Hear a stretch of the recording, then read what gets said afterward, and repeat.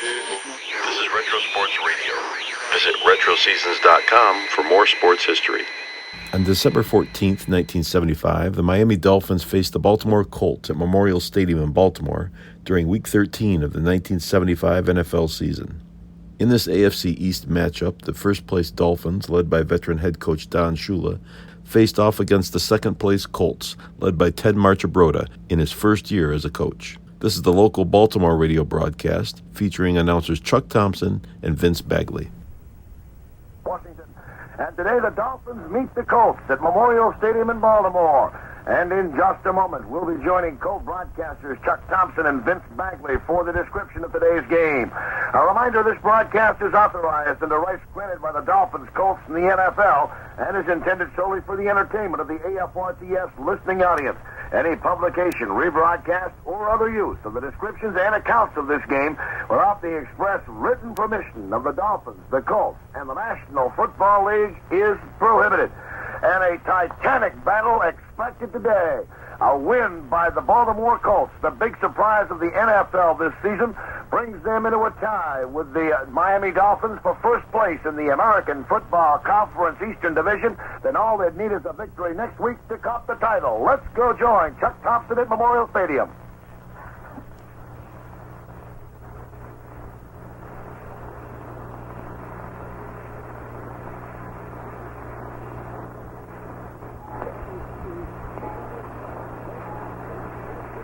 Well, at the moment, we are having technical difficulties. Hopefully, they will be straightened out in a moment or so. And they are now. Let's go join Chuck Thompson. Situation of the Baltimore Colts. Well, they're for real. They're doing a great job. Their defenses come on strong, especially their front four. They put a lot of pressure on the quarterback. Offensively, Burt Jones, he's backed up by Marty Domrys, Idell Mitchell. Their offensive line is a fine offensive line. They've got good receivers. But Marchibroda has done a great job with this football team. They won 7 in a row. And for your Miami Dolphins, what's the key to winning this crucial game? Well, not to make the mistakes that we made against them in the game down there. We had a 14-0 lead, and then we made a lot of offensive errors. And then in the second half, they did a good job of controlling the ball against us. They won against us up front, and we can't let that happen again. And now, Coach Ted Marchibroda, briefly, your evaluation of this Miami club. The Miami Dolphins, Dave, are a very strong football club. They have no weaknesses whatsoever. They can beat you in so many ways, offensively, defensively, special teams, and it's going to take a total team effort for us to be able to beat them. How do you plan to beat the Dolphins this afternoon? Well, I think really that's about it. For us to win, we have to play a good football game. But I think the most important factor about it, though, Dave, is that it's in our hands that we can win by playing good football. We don't need a superhuman effort. Thanks, Ted Marchibroda and Don Shula. This is Dave Humphrey with the coaches. Now back to Chuck Thompson in the booth.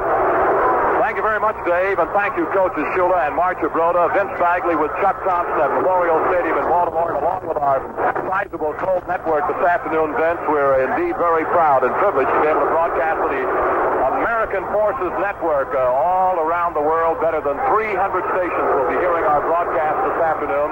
We hope that the football game will be as good as all of them want it to be. Well, Chuck, we certainly share the sentiment, and in 3 hours we will have a verdict, and for the rest of the year, maybe until next Colt season, people will be talking about it. But I can't remember. I have chills up and down my spine as I talk to you right now. I hope I settle down. Got a right solid pre-game meal, ready for just a great afternoon. All of the people are back. Bill Gaddis is back, one of the great Colt rooters who goes around and hoping everybody will give him a C and an O and so forth. The big wheel, he's come on lately, but he's been a factor. He's in the upper deck, and there's not an empty seat in the building. Vince, there are so many things to be said about the resurgence and the turnaround of the Baltimore Colts of 1975, but I think we'd be remiss if we didn't say a little bit about the Baltimore Colts fans. For years, this has been one of the better pro franchises in the history of the game, and then it kind of dwindled. It more or less kind of fell apart. You could say the wheels came off the cart. But today we may be sitting on the birth of a love affair. Baltimore has again fallen in love with their Baltimore Colts, and they're now being introduced. And if you want to hear some enthusiasm and hear why this park has been called an outdoor insane asylum, just listen.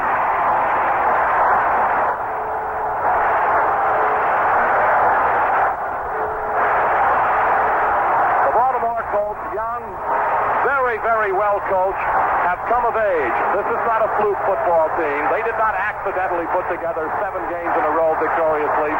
They did it by playing very good football. If there is one of the things that could hurt the Baltimore Colts today, perhaps as much as anything else, it would be the fact, Vince, that as youngsters, perhaps they might be a little bit too high. That's right. Right now, you have to concern yourself that they don't hurt each other. Right. As each grabs the introduced member as he comes to the side. This is what it's all about. Vince Bagley, a moment ago, a solid professional broadcaster, feels exactly the way I do. It's been a few years since we've seen this happen in Baltimore, and the broadcaster who can sit up here and look at this and say he is not excited, he is not affected about it, shouldn't be sitting up here. Well, I tell you, if I have any adrenaline, it's flowing right now, Chuck, and I know you feel the same way. I certainly do. It's a privileged broadcaster to work for a good football club, and this is a good football club. But how about fellas like Bagley and Thompson, and there are quite a few others in this fine city of Baltimore, who saw the Colts come on to World Championships years ago and are sitting around hoping that perhaps it can happen again. Well, this year, 1975, the Colts are as close as they have been in many, many years. And now, ladies and gentlemen, in the city that gave birth to one of the great songs in the history of mankind, it is with a great deal of pride I call your attention to the singing and playing of our national anthem.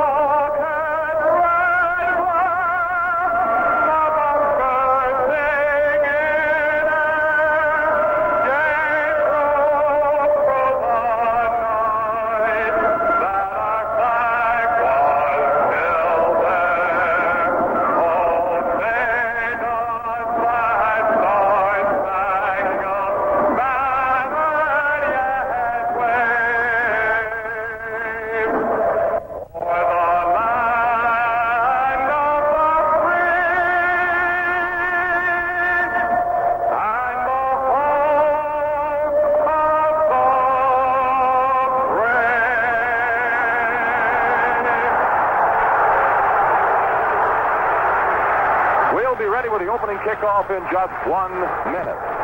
Well, if the Dolphins, as we said at the moment, holding a 1-game lead in the AFC, are able to take this game, they will win their 5th straight division title. The Colts, meanwhile, are riding a 7-game winning streak, and as we have told you, would move into that first-place tie with a victory, but they will be eliminated from postseason play if they lose. Baltimore will be the division champion if these two teams are tied at the end of the season. The Dolphins meet the Broncos next week, and the Colts play the Patriots. Both teams are at home. The reason being that the Colts would win is since they would have defeated the Dolphins twice in head-to-head competition. Baltimore won the first game November 23rd, 33-17, as both quarterbacks, Miami's Bob Greasy and the Colts' Burt Jones, left the game due to injuries, and backup Marty Domres led Baltimore to the victory on the ground. Miami leads the overall series 8-4. Don Strock, the third-string quarterback until Greasy and Earl Morrow were injured, led Miami to a victory over Buffalo last week, 31-21, eliminating the Bills from the playoff spot and a possibility for postseason play. Like so many young people the world over, all they ask for is a chance. Well, the Baltimore Colts football team, a young football team, all they have asked for is a chance. Today they have that chance. If they win, they can go on. If they lose, their season is over. No team can ask for any more than that. Well, they certainly earned it, Chuck. They earned it beginning with a great stretch run beginning in New York. When they defeated the New York Jets, they won 7 in a row since then.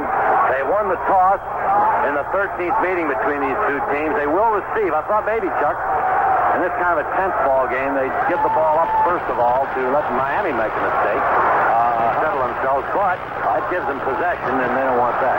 That's exactly right. Yefremian will kick it off. Bruce Laird is down on the goal line waiting for it. Yefremian hits it pretty good. Laird up to the Baltimore. Call it the 5, and he's coming up now to the 10. Now 15, now 20. 25, on the speed 30, 35, penalty flag down. Laird in the clear at midfield, and it's going to be pulled down to the Dolphin 44-yard line. line, but a penalty flag way back upfield at the Baltimore Colts 20-yard line. And when you see that, usually it indicates tripping on the return. And I guess that's the thing that you worry about. You worry about the emotion. Come out and hit somebody. They say as soon as you hit somebody, you're all right. Everybody feels better. The game has begun. But the blow has been delivered illegally back around the 21-yard line. And this will nullify a brilliant return by Bruce Laird, which is carried all the way to the 43 in Miami territory. And Baltimore will have to start from deep inside its own 15 at the 11. And Colts ball first down at about their own 11-yard line. The clipping penalty against the Colts on the kickoff return. Laird hurdled would-be tacklers at the 30, broke clear and was pulled down by Tim Foley at about the Miami 44. Baltimore, Jones is starting at quarterback. He's got the sore ribs, all of you know, I'm sure. Baltimore comes out in an I formation. Olds the front man. Lydell Mitchell, the deep man in the I. Double flankers to the left side, Roger Carr and Glenn Dowdy. They stay in the I. No. Now out of the I in motion back toward his backfield. Dowdy to give to the second man, Mitchell. Hit at the line of scrimmage for absolutely no gain. Moving in was Vern Den Herter, one of the two very capable defensive ends of the Miami Dolphins, to make the tackle, and assisting on the play, the linebacker, Roan.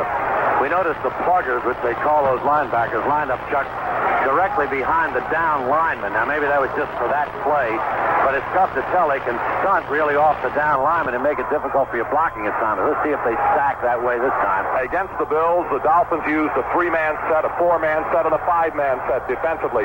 In motion through the backfield of the far sideline, Glenn Dowdy. I formation behind quarterback Jones, rolling out to his left, running with the ball. Jones is coming up to the 15 and going out of bounds.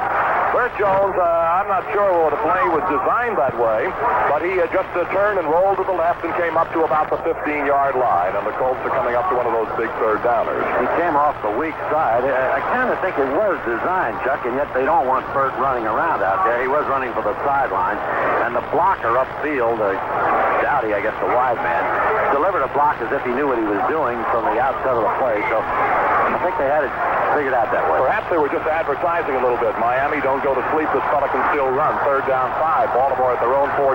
Standard pro set backfield. No man directly behind the quarterback. Dowdy wide right. Carr wide left. Take away by Jones. Hand off to Olds. Olds straight ahead up over the 15 to about the 16-yard line, and he is smothered there by a good defensive effort on the part of, again, the defensive end and Herter, and also helping on the play was Randy Crowder, the defensive tackle. So we come up to a kicking situation. Fourth down. And the ball at the 17 will make it fourth down in about 3 or just a short 2, if you will. Downfield waiting to get the return is Matt Moore. He's a solo safety. The Dolphins against David Lee, the Baltimore punter, now present a 10-man front. The lone safety, Matt Moore, is about the Dolphin 48 or Miami 48 or 49-yard line. Waiting for the snap. They're going to get a rush. The snap good. Here comes the rush. It's picked up nicely. Lee gets the punt out of there. Here comes Moore up to midfield, makes the catch to 50. Laterally along into the near sideline, gets a crackback block, and down he goes at about the Baltimore 47-yard line. It looked like Bob Pratt made the tackle on Matt Moore.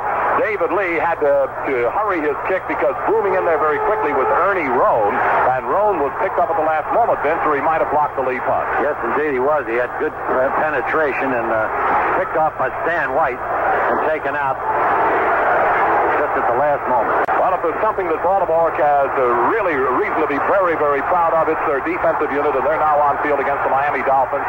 Don Strock quarterbacking. Mercury Morris one setback. In motion back through the backfield goes Solomon to the far sideline. Nottingham, the other setback, a fake, and now a pass out here to Matt Moore in the flat, and Moore down to the Baltimore 42-yard line before he is taken out of bounds. A very quick out pass, and this is what we expect Don Strock to do all day long. Very quick releases, shallow drop passes, quick outs. He threw 2 touchdown passes against Buffalo last week, one for 8 yards and the other for 1. That got 6 yards. It was a good play. It had the strength going away from the play where the ball was ultimately thrown, and almost isolated Moore against the Colt defenders and the cornerback. Second down 3 of the Baltimore 41, and that quick out. Twilley is wide to the left side. Matt Moore splits off on the right side. Here comes Twilley in motion through the Dolphin backfield to the near sideline. Strock yanks it away, fakes, hands off to Morris. Morris swinging around his own left end, waiting to get a block, ducks outside it, cuts down the far sideline, and it goes out of bounds around Baltimore's 37-yard line. A pretty good sweep by Mercury Morris. Stan White rode him out of bounds, and the fellow who was steering him around the corner is one of the best I've seen in some time, a man by the name of Little, and that's the only small thing about him, isn't it? Exactly. And Merck had his hand on Little's belt. You take me where you want me, and I'll follow you. He did a good job. Vince, they're very close to first down yardage. The ball is spotted between the Baltimore 38 and 37, and they're going to take the stick from the near side to the far side and measure any part of the ball, and he's got that first down, and I don't know whether he picked it up or not. It's awfully close. They say no, he didn't get it. So the Dolphins show third down in inches now. The ball resting at the Colts, just inside the Colts 38. Pat Haggerty is the referee this afternoon. Al Conway, the umpire. Headlines involve Peters. Bob Beeks is the line judge. The back judge is Jim Poole, and Pat Mallett is the field judge. For those of you listening in all around the world this afternoon, the Baltimore Colts have sold more tickets to this football game than any other football game in their history in Baltimore. 310 above capacity. 60,548 are here. Miami with an I formation. And the deep man in the eye is Mercury Morris. It looks like Nottingham, the front man in the eye. Here comes Matt Moore in motion through the backfield to this near sideline. The takeaway by Strock gives to the second man Morris into the hole. He goes for first down yardage to about the Baltimore 35-yard line before Fred Cook was able to finish.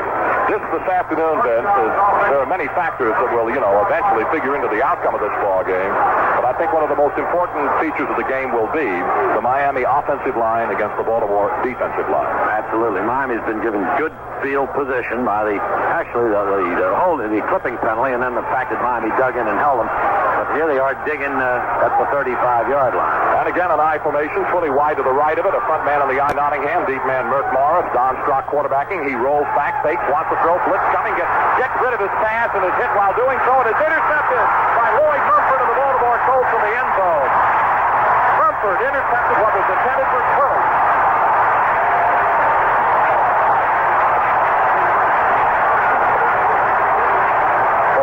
Colts defensive unit, as they have so many times, has stopped the Dolphins again on a Mumford interception. There's a break in the action. Let's pause now for this message. Well, this is the biggest game of the day, but there are others going on. And after one period of play, no score between San Francisco and Atlanta. However, in the second period, Nick Mickemeyer, a 22-yard field goal, and the Falcons now lead the 49ers 3-0. In the first period, Greg Pruitt ran 11 yards for a touchdown. Don Cockcroft, the extra point to put Cleveland on top of Kansas City after one 7-0. And in the second period, Don Cockcroft kicked a 27-yard field goal. It's 10-0 now. The Browns leading the Chiefs. After one period of play, no details. New Orleans leading the Giants by a score of 7-0. Also underway, but nothing to report on as yet. Buffalo and New England. Later on, St. Louis at Chicago. Green Bay will be at Los Angeles. Houston at Oakland. The Detroit Lions will entertain the Minnesota Vikings. And the Philadelphia Eagles will travel to Denver to do battle with the Broncos. But right now, the big defensive play is the Colts have done it so long, or so many times all year long, that interception by Lloyd Mumford, they now have it 1st and 10 on their own 20. Well, this afternoon's Colts-Dolphin game has a much bigger audience than the Baltimore Colts radio network. Joining us this afternoon is the American Forces Radio Network, 300 stations around the world. Our broadcast today goes to all of Europe, to Alaska, Greenland, Iceland, Japan, and the Far East. Welcome to all of the stations of the American Forces Network. First down, Baltimore 20, splits backfield, no man directly behind Burt Jones, the quarterback. Double flankers wide left, Jones gives to Mitchell. Mitchell hits the right side and is able to get through for a couple of very short yards, maybe 2, perhaps 3, before he is snuffed out by, it looked like Ernie Roan, the linebacker on that side. So Mitchell's thrust to the right side carries for 3, 2nd down and 7. The interception brought together two old teammates, Howard Twilley, who was a teammate of Lloyd Mumford, of course, when both were at Miami. That, incidentally, was Lloyd's 4th interception of the year, Vince, and the 24th Colt interception of the year. 2nd down, 7 at the 23. Double flanks wide left, Dowdy and Carr. I formation, old front man. Lydell Mitchell, the second man of the I. And Raymond Chester, tight end on the right end, through the backfield in motion to the other side goes Glenn Dowdy. The pitch back to Mitchell, a sweep of his right end, makes the cut up to the 25, hit and held shy of that 25-yard line. As the quick-acting and good defensive unit of the ball, the Miami Dolphins shut Lydell Mitchell off. Leading the tacklers was number 49, Charlie Babb, and they spot the football at about the 25, which means it's 3rd down and 5, and Don McCauley comes in to the Baltimore backfield. Coming out is Bill Old. The only Colt not suited up and able to play today is a very valuable member of the offensive unit, Roosevelt Leak. Now Jones has a 3rd down 5 at his own 25 with Carr wide right, Dowdy wide left, split backfield, nobody behind the quarterback Jones. He's going to go back to throw. A straight drop set, looks, fires up the middle, caught by Raymond Chester at the Baltimore 35. And right away you look back to see if Jones is on his feet, and he is. And a gain of 11 gives them a first down at the 36. Good grab by Raymond and a little traffic. Well, the first down of the afternoon for the Baltimore Colts. No score in case you just tuned in. We've got better than 10 minutes remaining. Elsewhere, Buffalo is leading New England 6-0 in the second quarter. New Orleans and the Giants are a 7-7 tie in the second quarter. Cleveland 10-0 over Kansas City in the second quarter. The 49ers 6, Atlanta 3 in the second quarter. No score in Baltimore. First down at the 36. Dowdy wide right, Carr wide left. Jones on first down wants to throw. Drops it off to Chester, who drops the ball. Just a quick out to the tight end Chester, who just kind of floated out laterally along the line of scrimmage almost, and Jones's pass was dropped by Raymond. Second down 10. And Vince, it did seem that Burt Jones took a little bit of a belt after releasing the ball, and he seems to be okay. If we get the opportunity, Vince, we might talk a little bit about the special protective gear that Baltimore's quarterback is wearing this afternoon to protect those severely bruised ribs. Second and 10 now from the Baltimore 36. Carr and Dowdy are both wide to the left side of the set, which is a standard pro set. There goes Dowdy in motion back through the backfield to the far side. Jones back to throw. A straight drop, setting up, fires a screen. Mitchell's cut. Mitchell 35, now 40, and about to the 42 or 3-yard line goes Lydell Mitchell, and he is very angry with himself as Lydell as he tripped over the lead blocker coming out there in front of him. Number 61, Bob Pratt, was trying to help him, and Lydell tripped over Bobby and went down. He felt he should have got more yardage. The tackle credit goes to Curtis Johnson. Yeah, they say they're not using a lot of things that they haven't used before. They didn't intend to come in here with an entirely new offense or anything like that. But these little wrinkles are different. Jones are running a kind of a naked reverse. They're running at the sideline with the ball, with the flow of everybody going the other way. That screen pass to Lydell Mitchell, somewhat different than they've set up before. And the little flare that Chester dropped was a play we haven't seen lately. Third down 4 at the Baltimore 42-yard line. Dowdy wide right, Carr wide left, split backfield, nobody behind Burt Jones. Chester the tight end on the right end of the line, take away by Jones. Straight drop, rolling a little bit, wants to throw, fakes, and now tries to run out of it. Jones is running, 45-50, Dolphin 45-yard line, and he slides. Jones, under orders from Coach Marchibroda, went into a slide like a baseball player at the Dolphin 45 after picking up first down yardage. First wearing a protective padding, as you say, Chuck. And it's sponge, but he's also wrapped in there. I don't think he's wearing any hard piece of light metal or hard leather. This is sponge, which will absorb a lot of the blow. It's something a little bit different, Vince, and we can get into it a little bit if we have the time later. Right now, first down at the Miami 45. I formation, give to the second man, Mitchell into the middle, and whap, he is hit good by that middle linebacker, number 56, Steve Toll. And he stopped him for hardly any gain at all, Bill Stanfield. Defensively, the Dolphin front four, two very good ends, Byrne, Den Herter, and Stanfield. And Stanfield, I think, is an excellent defensive player. And the tackles are Reese and Crowder. And they've got the rookie by the name of Towell in the middle as a linebacker, Roan on one side of him. And the other guy is that no-namer, Bob Matheson, as their three linebackers. Curtis Johnson in one corner. And I see they're playing Jarris White on the other corner. Charlie Babb and Jake Scott are the safeties. Here comes Baltimore with a second down and 10 at the Dolphins 45. Standard pro set backfield. Carr left, Dowdy right, back to throw Jones. A shallow drop rolls. Pressure coming. Jones is trying to run away from it, and he gets away from one man. Dan Herter chasing him back at the 40. They block him.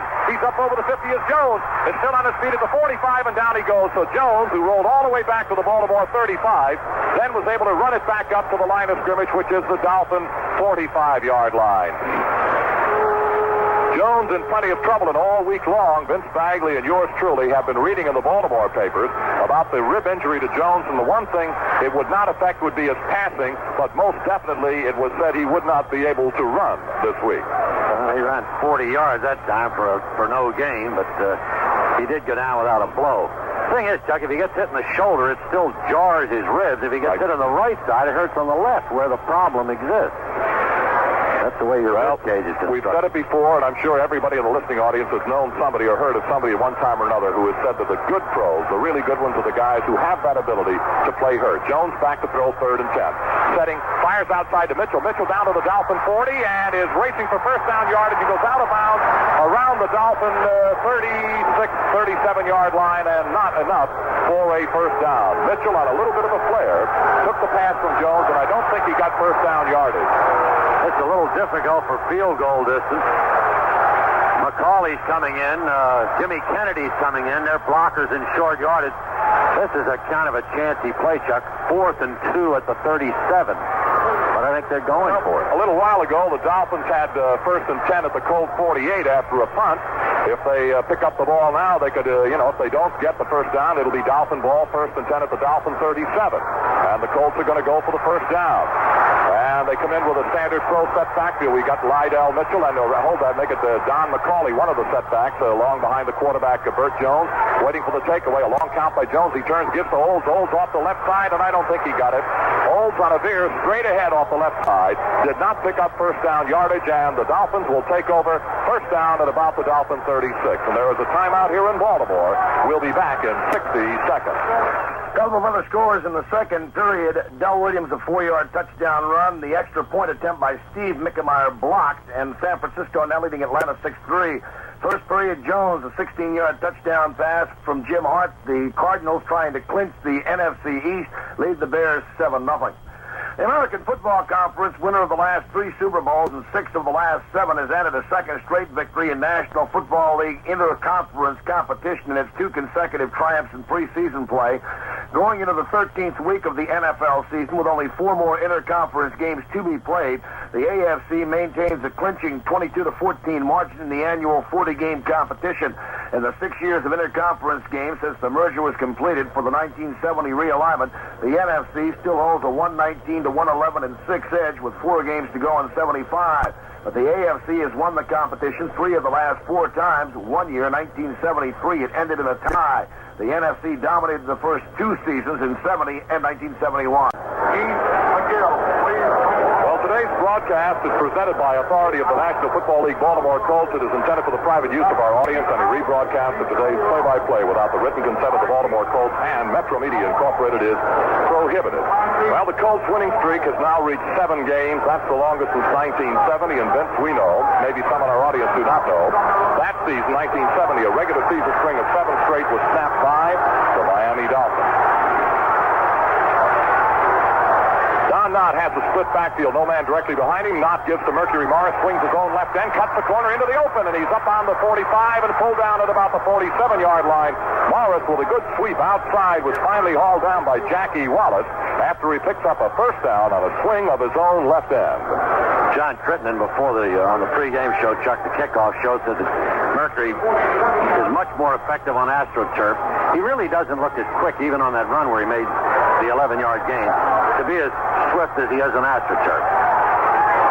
Wide to the right side of the set. Howard Twilley, first down at the Miami 47-yard line. Strock, the quarterback, with a long count. Yanks it away, gives to Morris. Right side, darts into a little bit of a hole, and it's popped for it by Freddie Cook.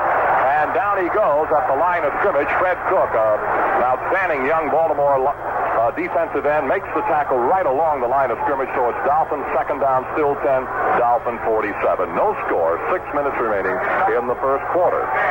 Now Mandich goes out of the ball game, and coming in, or rather going out of the ball game is Andre Tillman, and coming in is Mandich. As a tight end, Nat Moore is set out to the left side of the set split, and a flanker wide right is Twilley. Nottingham and Morris setbacks behind Strock on second down, in motion Twilley through the Dolphin backfield. Give to Morris, coming around. No, it's not Morris, it's Malone.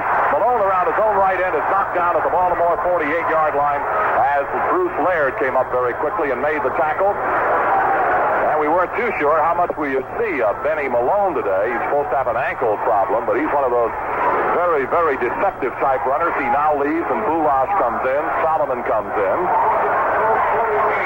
Larry Seifel is also in. The ball resting at the Colt 48-yard line. A gain of 5. Third down and 5 for the Dolphins at the Baltimore 48. Solomon side of the set. Bulash, the lone man behind the quarterback, Don Strock. 3rd and 5 of the Baltimore 48. The takeaway by the Miami quarterback. He's still barking. A long count. Yanks it. Wants to throw. A deep fade. Sets up. Fires down the sideline. Nat Moore can't get it at about the Baltimore 31. Incomplete forward pass. And again, the Baltimore Colts did mount a little bit of pressure. It looked like John Dutton had good pressure on Don Strock. Even though they did not get to him, Freddie Cook was also there. He's a straight drop. He reminded me of Van Brocklin, the way he dropped back that time. Straight backtracking, not turning, but looking at the potential receivers at all times. And the ball was not too well thrown. Larry Seipel's first punt of the day will go from my left to my right down to the Baltimore 10-yard line. Is Howard Stevens, a very fine punt returner. His company down that way is Ray Oldham and Marshall Johnson. The snap, here comes Larry Seipel's punt.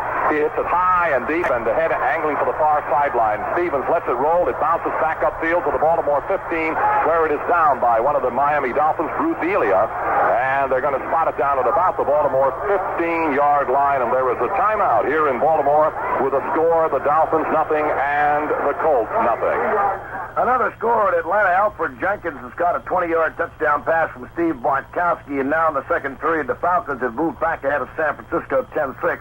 Getting back to interleague competition for a moment, Pittsburgh is working on a 10-game winning streak in interconference play, including Super Bowl IX, in which the Steelers defeated the Vikings 16-6. The Oakland Raiders also have a streak going against the NFC with 8 straight, starting with an October 7th, 1973 victory over the Cardinals. And unless they make the Super Bowl, they are finished with NFC competition for this season, having beating New Orleans, the Washington Redskins, and Atlanta in overtime. In the 6 years of competition between the two NFL conferences, the longest winning streak has been 11 by the Dolphins from November 15th, 1970 until they lost to the Redskins in 1974. Dallas won 10 in a row for the NFC.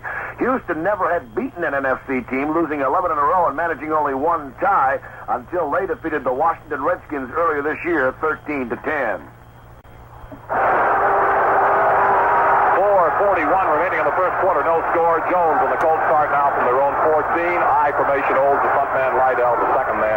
Carr to the right, to the left side, and Dowdy the other side. They give to Lydell Mitchell in the middle. Worms his way through and hits up over that 20 to about the 22-yard line. Goes Lydell Mitchell. And for WAVA in Washington, D.C. and WCBM in Baltimore, we'll pause now for station identification. This is the Metro Media Baltimore Colts Football Network. This is the American Forces Radio and Television Service. At 790 and 1420, this is American Forces Radio. Second down and 2 for Baltimore, about at their own 22. I formation, Carr left side, Dowdy the right side. Dowdy in motion to the backfield to give to Mitchell. Into the middle he goes, hammering his way up over the 25 to about the 28-yard line. Into first down territory goes Lydell Mitchell. Steve Powell made the tackle, among others, for the Miami Dolphins. Lydell Mitchell, the first 1,000-yard gainer in the history of the Baltimore Colts, and has he come of age? Oh, my. And Mr. Pratt and Mendenhall and Collette are the last people up. So that was, Lydell, you take it up the middle, and we'll get him. And they did for a first down. The ball is spotted just a little bit ahead of the 27. First down, Baltimore. Again, the eye. This time, both Dowdy and Carr are set out wide to the left side. In motion, back toward the backfield, Dowdy. To give to the second man, Mitchell. Bumps outside up to the 30 and is fighting his way straight ahead about to the 34-yard line. Lydell faked it inside, bounced outside, and runs it up to about the Baltimore 34-yard line. A good pickup of some 7, second down and 3. Lydell says he'll take it 40 times a game if that's necessary to win it, and I think he did that once against the Jets last year. And he's headed in that kind of a direction. He likes to carry the ball so much, he even takes it home with him, that's for sure. Second down and 3. The ball to the Baltimore 34. Dowdy wide to the left side of the set. Roger Carr to the right side. An I formation holds the front man. Mitchell the second man. Motion. Dowdy back toward the backfield. The turn. The gift to Mitchell. He comes into the middle of the line and almost lost the football. And a good second effort by Lydell Mitchell recovered it. The tackle was thrown by Ernie Roan. And Lydell almost lost that football at the 35-yard line where it's third down and 2 Baltimore.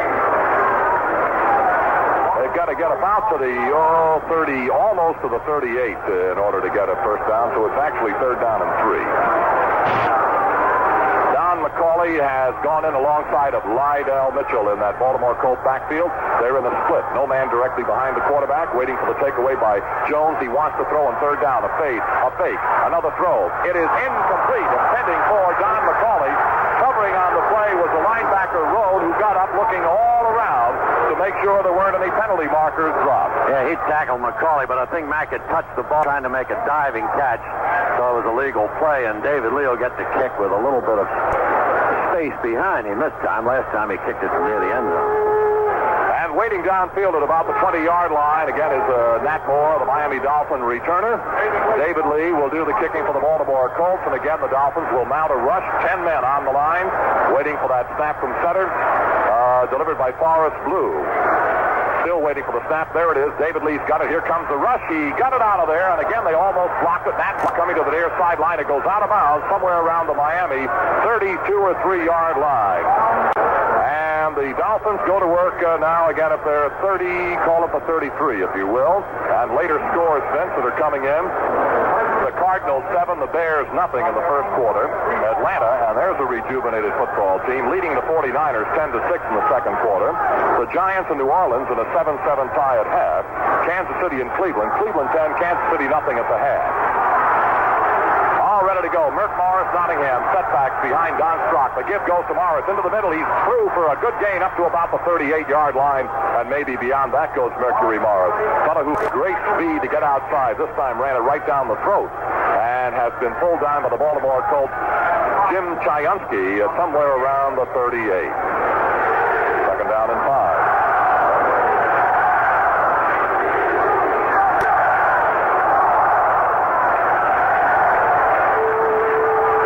Nottingham and Morris in a split backfield behind quarterback Strock. Wide to this near side to the right is Pulley. The other side is Nat Moore. Back to throw goes Strock. Pressure coming. He throws the screen. It's caught by... No! Nottingham dropped the football. Nottingham had it in the screen and dropped it. And like a basketball, he just kind of came right back up to it, but it's too late then.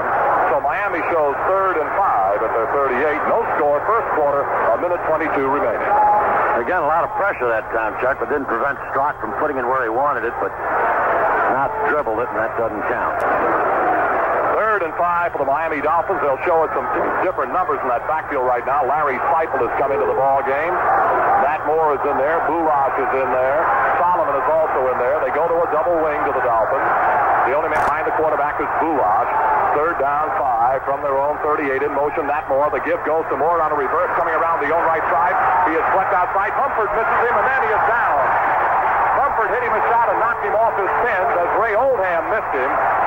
And the reverse to Nat Moore, trying to swing his right end, gets the ball back to the line of scrimmage, and Dolphins will again have to punt to the Colts on a 4th and 5 at their 38. Boy, it's a dead-even game so far. No score, and they've slugged it back and forth. Colts have perhaps moved a little farther, had the interception. And no score, and it seems like it ought to be that way. All ready to go. Larry Seipel will be the punter for the Miami Dolphins. Stevens waiting inside the Baltimore 20 and 25, waiting for the snap. There are also 2 other safety men back there with Baltimore. Here comes the snap, and Seipel almost had it blocked, but what a kick he hung up. Stevens is backpedaling to take it at the 18, up to the 20, outside along to the 20. No, he reverses the field, going back and fell down at the 20-yard line. Stevens tried to reverse the field and go the other way to the far sideline and fell at the Colt 20. It'll be 1st and 10 at that spot. Almost blocking the Larry Seipel punt. It looked like Dan Dickel, and he, with only an 8-man rush, they came very close to blocking Seipel's punt. We go to the final 27 seconds, and I think you said it all just a moment ago. It's a dead-even football game. It really has been. 2 very good football teams, and they have, the defense seems to have kind of been more of a thing than offense so far. First down at the 20-yard line. I formation, Old stunt man, deep man, Lydell Mitchell. Double flank, wide right, Dowdy and Carr. Here's Dowdy in motion through the backfield. Pitch out to Mitchell, trying to swing his right end. Turns the corner, gets up to the line of scrimmage, and squirts forward for 2 or 3 yards as Miami got into the flow and closed what looked like a little bit of a hole. They closed it in a big hurry, and the tackle is made by Randy Crowder and Vern Den Herder. They played it like the big ball game it is, kind of close to the vest. And the time will run out. Neither team will be benefiting by the wind here at the stadium. There's very little wind. So that's the end of the first quarter, and the score, Baltimore nothing, Miami nothing. Last summer, Terry Metcalf and Jack Buck, the host of NBC TV's Grandstand, cooperated in a youth sports program sponsored by KMOX TV of St. Louis. For 2 months, they visited area high schools showing NFL highlight films and holding discussion groups.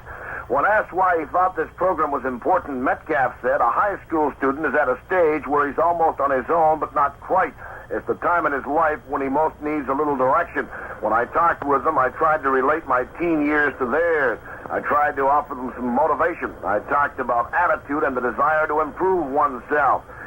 Well, Mr. Metcalf is improving himself. With 2 games left, Terry is on the verge of setting a league record for combined net yardage. He has 2,335 yards and needs 110 more to erase Mac Harron's record of 2,444 yards set for New England last year. Little wonder quarterback Jim Hart says Metcalf is number 1 and our offensive line is number 2 when asked to evaluate Terry's worth to the St. Louis offense. Our concern right now is Miami and Baltimore. As we go to the second quarter in Memorial Stadium in Baltimore, Vince Bagley and Chuck Thompson, we have seen a score in the first quarter. Baltimore will have its second down at 8, the ball resting at their own 23. There's quite a cold flavor to this Miami football club. When you look at the head coach, Don Shula, who was a coach here in Baltimore. And then Don Dahl, the defensive coordinator. He's another former Colts coach. Schnellenberger, who coaches receivers for the Dolphins, another former Colt. Cassip, a former Baltimore Colts football player, is the offensive backfield coach. Tom Keene, a man who was the first All-Pro in the history of the Baltimore Colts franchise, coaches defensive backs. And, of course, George Young is a director of pro scouting for the Miami Dolphins. So they really have a Baltimore flavor, not to mention many players who need to be with Baltimore. I formation out of the I. Here's Jones rolling back to throw, setting up. He fires the screen to Raymond Chester. Chester with blockers to the 25, to the 30, to the 35, and out of bounds. A screen to the tight end, Raymond Chester, and Vince Bagley. Here's something else we haven't seen before. He's throwing the screen to Raymond, so it doesn't look a lot different, but every now and then they'll come up with a wrinkle that you haven't seen before, haven't seen lately, and that was effective. He had Coons in front of him, and George warded off people in front, and he was caught from the side. From the Baltimore Colts 23 to the Colts 38-yard line, and a first down for the Baltimore Colts. Standard pro set backfield. Bill Olds and Lydell Mitchell shoulder to shoulder. Dowdy to the right side. Carr left. Jones on first down. Wants to throw. Looks to find a receiver. Fires. Caught by Lydell Mitchell at the Baltimore 40, maybe 3-yard line. And I think when they spotted it, in truth, will be the 44-yard line. Quick release to one of the best pass catchers the Colts have, Lydell Mitchell. So you figured Miami'd come in here throwing short, Chuck. And on the other hand, Burt Jones also trying to protect himself. The club trying to protect him is throwing short just as often as Strock is attempting it. Well, we have a 2nd and 4 at the Baltimore 44. No score. We're just starting the second quarter in Baltimore this afternoon. We haven't mentioned the weather. I guess in our excitement we forgot. It's just a glorious Sunday afternoon in December here in Baltimore. Sun shining. Couldn't have a finer day weather-wise. I formation out of the I. Jones rolls. Gives to the second man, Mitchell. He comes hammering up the middle, does Lydell to about the 47-yard line of the Baltimore Colts before Bill Stanfill makes the tackle for the Miami Dolphins. A quick pickup of 3, and the Colts face a third down of the yard at their own 47. They'll send in the heavies right now to try to get it for McCauley. Mitchell comes out. Roger Carr is at the sidelines, and Jimmy Kennedy in the game. With about a yard to go. And the Dolphins have dropped one of their linebackers. Let's see what kind of a down set they will show now. It looks as though they've got 1, 2, 3, 4, and they might even have a 5-man down set. That's exactly what they have. 5 down. Third down on the yard at the 47. Standard throw backfield for the Baltimore Colts. Turn the gift to the man. Straight ahead goes Bill Olds to about the 49, and I think he's got first down yardage. We better wait for the official to verify that. From up here, it looks as though he's got it. And the official has indicated, yes, sir, first down as Bill Olds picked up the 1 yard necessary. Chuck, I think one thing he can say, there was some concern about emotion, the Colts being so high that they might make mistakes. But they're going to make mistakes as the afternoon moves along. But I don't think it's the tenseness of the ball game, which has forced them to play anything but solid football up to now, except for the clip on the opening kickoff. Baltimore, first down at the Baltimore 49. Dowdy and Carr set out wide to the left side. I formation in motion comes Dowdy through the backfield to this near sideline. Olds the front man, Mitchell the second, a roll back by Jones. Wants to throw, fires. Sideliner caught by Carr and out of bounds at the Miami 41. And that should be a first down as Carr ran the pattern designated to get the first down. 11 yards, and that's enough. Right at the 40. They didn't want any more than that. As Chuck said, ran the pattern for the first down. He ran it at the flag and got there.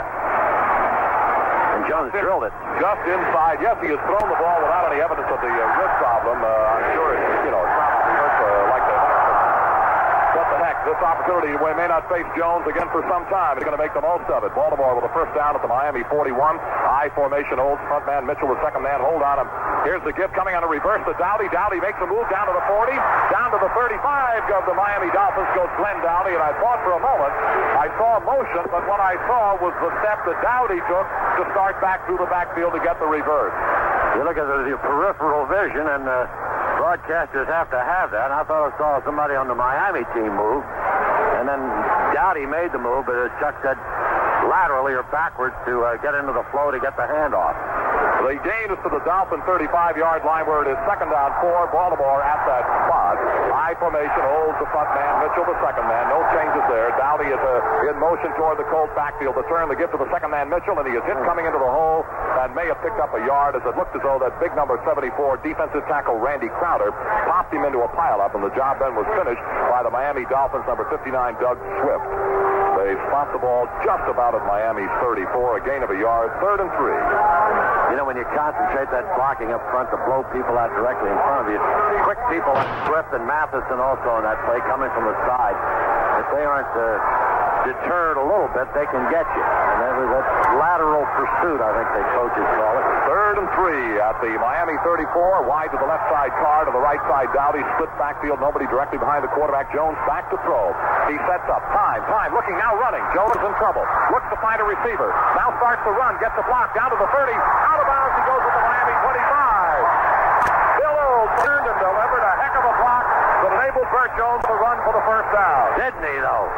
Bill Olds made the play possible. Burt himself with his arm up in the air as if he would throw the ball, threatened to throw it till he got actually past the scrimmage line and took it all the way to the 25. Or 26. Just outside the 25, Vince. We've got another one of those very competent officiating crews, Vince. Never put on a yard marker. Put it in between. Now, they put it where it should be, and if it happens to be in between, of course. All right, now both Carr and Dowdy set out to the right side and split Raymond Chester about 15 yards off the left end of the line and split backfield behind Jones. First down, Miami 26. Takeaway by Jones, rolling back, setting up, looks to find a receiver, fires, caught by Carr at the 15. What a catch by Roger Carr. They had Jarris White, good defensive position against him, but Jones drilled it, and Roger made a stellar grab. 12 yards. Roger is going to get a little bit of a breather, comes to the sideline, and coming in to replace him is Marshall Johnson. Normally, when we see Johnson out there, Vince, the Colts go to a kind of a double wing, and they... whether or not he'll just run out of a flanker position, we'll know in a moment. No, they come out of it, and he runs as a flanker. Wide to the left side, Marshall Johnson. Wide to the right side, Glenn Dowdy. An I formation holds the front man. Mitchell, the second man. First down at the Miami 15. Takeaway by Jones. Give to Mitchell. Sets out the left side. Trying to turn the corner, and pulling into him, and yanking him down is that very good linebacker, number 59, and that's Doug Swift. Bob Matheson also in on the tackle over there for the Miami Dolphins. Let's change it to make it Matheson who made the tackle. Swift in pursuit. Mitchell's progress is just inside the 14-yard line, and it'll be second down 9 for Baltimore at the Dolphin 14. Matheson's in the league 9 years. He's from Duke. They call that 53 defense after Matheson. Again, Marshall Johnson coming wide to the right side of the Baltimore set. He brings with him Dowdy as a flop back to the right side. Standard throw set backfield. Dowdy in motion through the backfield of the far sideline. The takeaway by Jones. He wants to throw, sets up to find a receiver is running. Jones starts to run to the near sideline and slides down at about the 13-yard line. Jones, trying to avoid being hit by Jarris White, went into a slide just like a baseball player would, and to avoid injury, unnecessary injury to those ribs. And Jarris helped him up, all right. Jarris wants to keep the fans down in the end zone off his back. So, not only that, Vince, but I've really never known a really solid, good professional team who took cheap shots. You don't win championships that way. Exactly. And now Baltimore faces a very important third down and 8. The ball resting at the Dolphin 13. Roger Carr is back in, wide to the right side of the set. And and we've got Dowdy the other way, a split backfield, nobody behind Jones. Jones rolls back, wants to throw, looks, fires. It is incomplete, intended for Roger Carr, and the official right on top of the play rules it was a legal contact made by Barry Hill, the defender, who hit Roger Carr before the ball got there. Carr never had a shot of making the catch, and there is no pass interference. The official ruled the hit was made in an effort to get to the football. Exactly, and that's the way it'll stand, and Tony Linhart is on now to attempt a field goal directly in the middle of the park, kicking into the closed end, and it'll be from about the 20-yard line, 19-yard line. 20-yard line, meaning a 30-yard kick, and he's 5 for 7 in this area, waiting for the snap to holder Marty Domre. Snap, spot, kick in the air, on the way, and the kick is, it is no good. Linhart assisted from 30 yards out, and there's a timeout here in Baltimore, and we'll be back in 1 minute. Now the scores pass along to you at Atlanta. Steve Mickemeyer, a 26-yard field goal, and at the half, Atlanta is leading San Francisco 10-9. And a 40-yard field goal in the first period by Jim Bakken, and after one, St. Louis leads the Bears 10-0. Other scores, no details at the half. Buffalo leading New England 13-7. Also at the half, New Orleans, the New York Giants tied at 7-7. The Pittsburgh Steelers clinched their second straight AFC Central Division crown Saturday afternoon with a convincing 35-14 victory over the second-place Cincinnati Bengals. Franco Harris rushed for 118 yards and 2 touchdowns, while Terry Bradshaw passed for one and ran for another. The Steeler defense also scored a touchdown, set up another, and sacked Bengal quarterback Ken Anderson 4 times. Cincinnati's record dropped to 10-3, but the Bengals still can gain a playoff berth as the AFC's wild card team if they beat San Diego in their season finale a week from today. More action now in the second period as we go back to Baltimore. Well, the Baltimore Colts field goal kicker, Tony Linhart, in his first effort of the afternoon, is missed from dead smack in front of the uprights from 30 yards out. That's right, and a 70-yard drive ends up with nothing. We've taken it from the 21-yard line to around the 10-12. And now they have Nottingham, the front man in the eye, and Merck Morris, the second man, to give to Morris, who comes through not very much of a hole, and the reason there isn't very much of a hole is Airman refused to be moved, and Jim Chayunsky got into the middle of things, and John Dutton was there to help him, so the gain is out maybe to the 21-yard line, making second down and 9. Well, they spot the ball now at the 22, so we'll call it second down and 8, Miami, at the Dolphins. 22. Again, Merck Morris, Don Nottingham, the setbacks behind Don Strock, the Miami quarterback. The third one they have been forced to use this year. The turn by Strock to give on the draw to Morris. It opens up a gaping hole in the open 35-40, and down he goes at about the 45-yard line. Morris and some nifty blocking up front by that offensive line of the Miami Dolphins. They opened a gaping hole for Mercury Morris, who runs it out and is put down, they say, right at about the 42-yard line of the Dolphins. Call it the 43. Both, I think, caught in a blitz. Chayunsky was in there, and they ran a real good draw play. 21 yards. First down at the Miami 42, a standard pro set backfield behind the quarterback, Don Strock. Waiting for the takeaway. Strock wants to throw. Shallow drop. Looks to find a receiver. Sideliner. It is caught and held over there by Nat Moore. Lloyd Mumford delivered a good hit at about the 48-yard line of the Miami Dolphins, a gain of 5.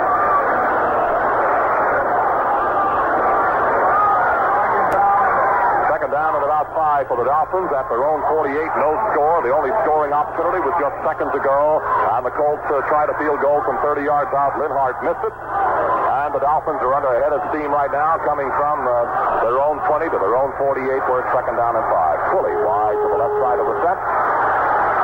Split backfield, nobody behind the quarterback, Strock, waiting for the takeaway. Strock yanks it away, gives it to Nottingham, trying to swing to the right, turn the corner, and flat. He got it, and got it good, as it looked like Freddie Cook was there to make a very good tackle of the tough-running little Don Nottingham, just out at the 48-yard line. So we'll come up to a third down and still about 5 at the Miami 48. These are the situations that Bob Greasy was so proficient. Third down when you had to throw the ball. More than likely they'll throw here, or maybe run a draw again, but Strock hasn't proven this phase of his game yet. One of the things DeGreasy could do in this kind of a situation was that staggered and stuttered cadence count that would really, really help. And now as Miami comes on the ball, Langer, the center, says, hold on a minute. The general says, I'd like to have a clean football if you don't mind, and they're going to bring it in for him. Meantime, we've got Larry Seipel in there as a running back for the Dolphins alongside of Boulash. Both of these are very good pass catchers. Twilly is wide to the left side of the set. Nat Moore wide to the right side. 3rd down and 5 at the Miami 48, a passing down. Waiting for the takeaway by Whoops. There's movement in the Miami line. Back to throw Stock, and Joe Ehrman wraps him up back there. Movement, and it looked like it might have been the left side offensive guard for the Miami Dolphins that broke the snap count, and that's exactly who it turns out to be. It'll be Bob Kuchenberg, who I think just kind of straightened up in the pass blocking posture just before the snap.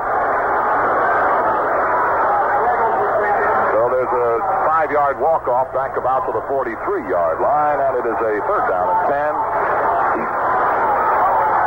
Well, actually a short 10. Here comes Solomon out wide to the left side of the set. Nat Moore wide to the right side. Split backfield. Boulash and Seipel are split behind the quarterback. Strock, 3rd down and 10. A long count by Strock. Still counting. Takeaway. Straight. Wants to throw. Fires down the middle. Incomplete. It was thrown behind. Behind the would-be receiver, number 89, Nat Moore. The ball may have failed or it may have been poorly thrown. I'm not in a position to say. Baltimore perhaps taking over a little bit of the momentum of the game in a scoreless game. If you had to give a decision, if this were a fight, Baltimore might be ahead on points, but they're not ahead on points on the scoreboard. There isn't any, and Seipelnak kicks to Stevens down around the 20. Larry Seipel, not only a good distance kicker, but his hang time is remarkable. Stevens is waiting between the Baltimore 15 and 20. No score in the second quarter, 6:21 remaining. Waiting for that snap from center. A long count. Now the snap. Here comes Seipel. Penalty marker drops. Here's the punt coming up toward it is Stevens. Stevens gets it at the 20 and is peeled by the first man downfield, number 44, and that is Barry Hill of the Miami Dolphins, who made the tackle at the Baltimore 21. And I thought I saw a flag go down back upfield, but apparently I did not. No, I think you did, Chuck. Yes, it was. Offside. They have picked it up already. Miami offsides, apparently, and Baltimore might want this one over. And yet, I don't think so. They're going to take it at the 21-yard line. What you see is what you got. And that's exactly the way the Colts are playing it right now. There is a break in the action. Let's pause now for this message. Dallas's youthful defense shut down Washington's over-the-hill gang Saturday, and quarterback Roger Staubach survived the shot in the ribs to direct the Cowboys to a 31-10 decision over their most hated rivals and earn a ticket to the NFL playoffs. The Redskin loss removed all hope of Washington continuing in the Super Bowl chase, the first time that has happened since George Allen took over the club in 1971. Staubach, who has a history of bad performances against the rival Redskins, completed only 2 of 10 passes in the opening half. But after suffering a blow that almost put him out of the game late in the first half, came back to direct 2 long scoring drives in the second half to put the game out of reach. The Cowboy defense, meanwhile, was throttling one Redskin effort after another, and finally sent Washington quarterback Billy Kilmer to the bench with an injured right shoulder early in the final period. The Dallas defense, stung for 28 points in the opening half last week against St. Louis, had the final moment of glory, with Charlie Waters intercepting a Randy Johnson pass and dashing 20 yards for a score.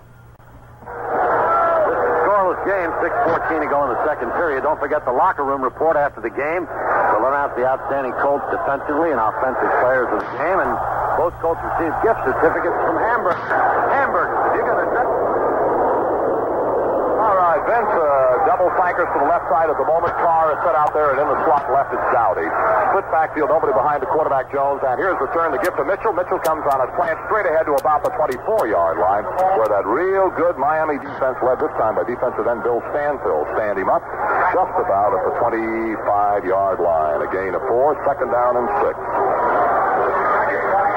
Remaining better than 5 minutes, 5:57 remaining in the first half. The Miami Dolphins nothing, the Baltimore Colts nothing.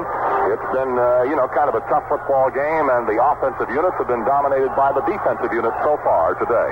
High formation by Baltimore. Front man old, seat man light Al Mitchell. Takeaway by Jones, give to the second man. Mitchell get hit coming into the hole, and he is able to get forward another yard, maybe to the 26-yard line. Hanging all over him is linebacker Toll, the middle man. And Bob Matheson was also in there on the tackle. They spot it just about at the Baltimore 26. Third down and 5. Matheson's been tough, hasn't he? Oh, he is. And Cole, there's been some comments in the Baltimore papers about they ran at Cole effectively the last time. He has to read that, and this makes Steve a little more aggressive today. Well, when the official spotted the football, Vince, he put it right back on the 25, so it's third down and 6 now. A split backfield, nobody behind the quarterback. We've got Carr wide left alley to the right side. Chester, the tight end on the right end of the line. Back to throw goes Jones. Here comes some pressure. He looks, rolls out of it to his right. Jones is running, looking to find a receiver. Fires upfield, and it's caught by Glenn Dowdy on a field back at about the 38-yard line. Dowdy came back on Jarrett White and beat him to the ball. When your quarterback is in trouble, go back home and help him. That's a law of the jungle, and that's exactly what Glenn Dowdy did. Super play. Burt might have taken a chance on beating Toe, who was coming over to meet him at the sideline, but that was a good decision to throw the ball, and Glenn's move coming back to get it made it possible. Good receivers I've seen down through the years, Vince, always do that. When their quarterback gets in trouble, you'll always find him, for the most part, breaking the pass route and trying to come back and help him out a little bit. All ready to go. First down at the 38 of the Baltimore Colts. Standard pro set backfield. Here's Jones taken away on first down. Wants to throw. Looks to find a receiver set. Firing deep. Here comes Dowdy on the takeoff. And it's incomplete and out of bounds down around the Miami 20-yard line. Dowdy had his man by a couple of steps. Jones threw the ball the way it should have been thrown. More to the sideline than into the playing area, and it carried out of bounds. Haven't seen Dowdy go deep that much, Chuck. Carr's been the usual deep man, but Dowdy's a kind of an intermediate depth receiver. That time he was as deep as we've seen him this year. Well, Jarrett White got a little bit of help that time from Charlie Babb, and that was about as deep as we have seen Dowdy go this year, from the Baltimore 40 to the opposition 20, excuse me. Second down and 10, split backfield, nobody behind Jones. Take away, no fake, wants to throw. Jones is back setting. Fires down the middle. It's over the head of the intended receiver, Raymond Chester. Jones just burned the ball, and it sailed and went over the Raymond's head. So we come up to a third down and 10, Baltimore at their own 38. Baltimore's shown a lot of respect for Miami's defense up front, which it's been tough running for Lydell this afternoon.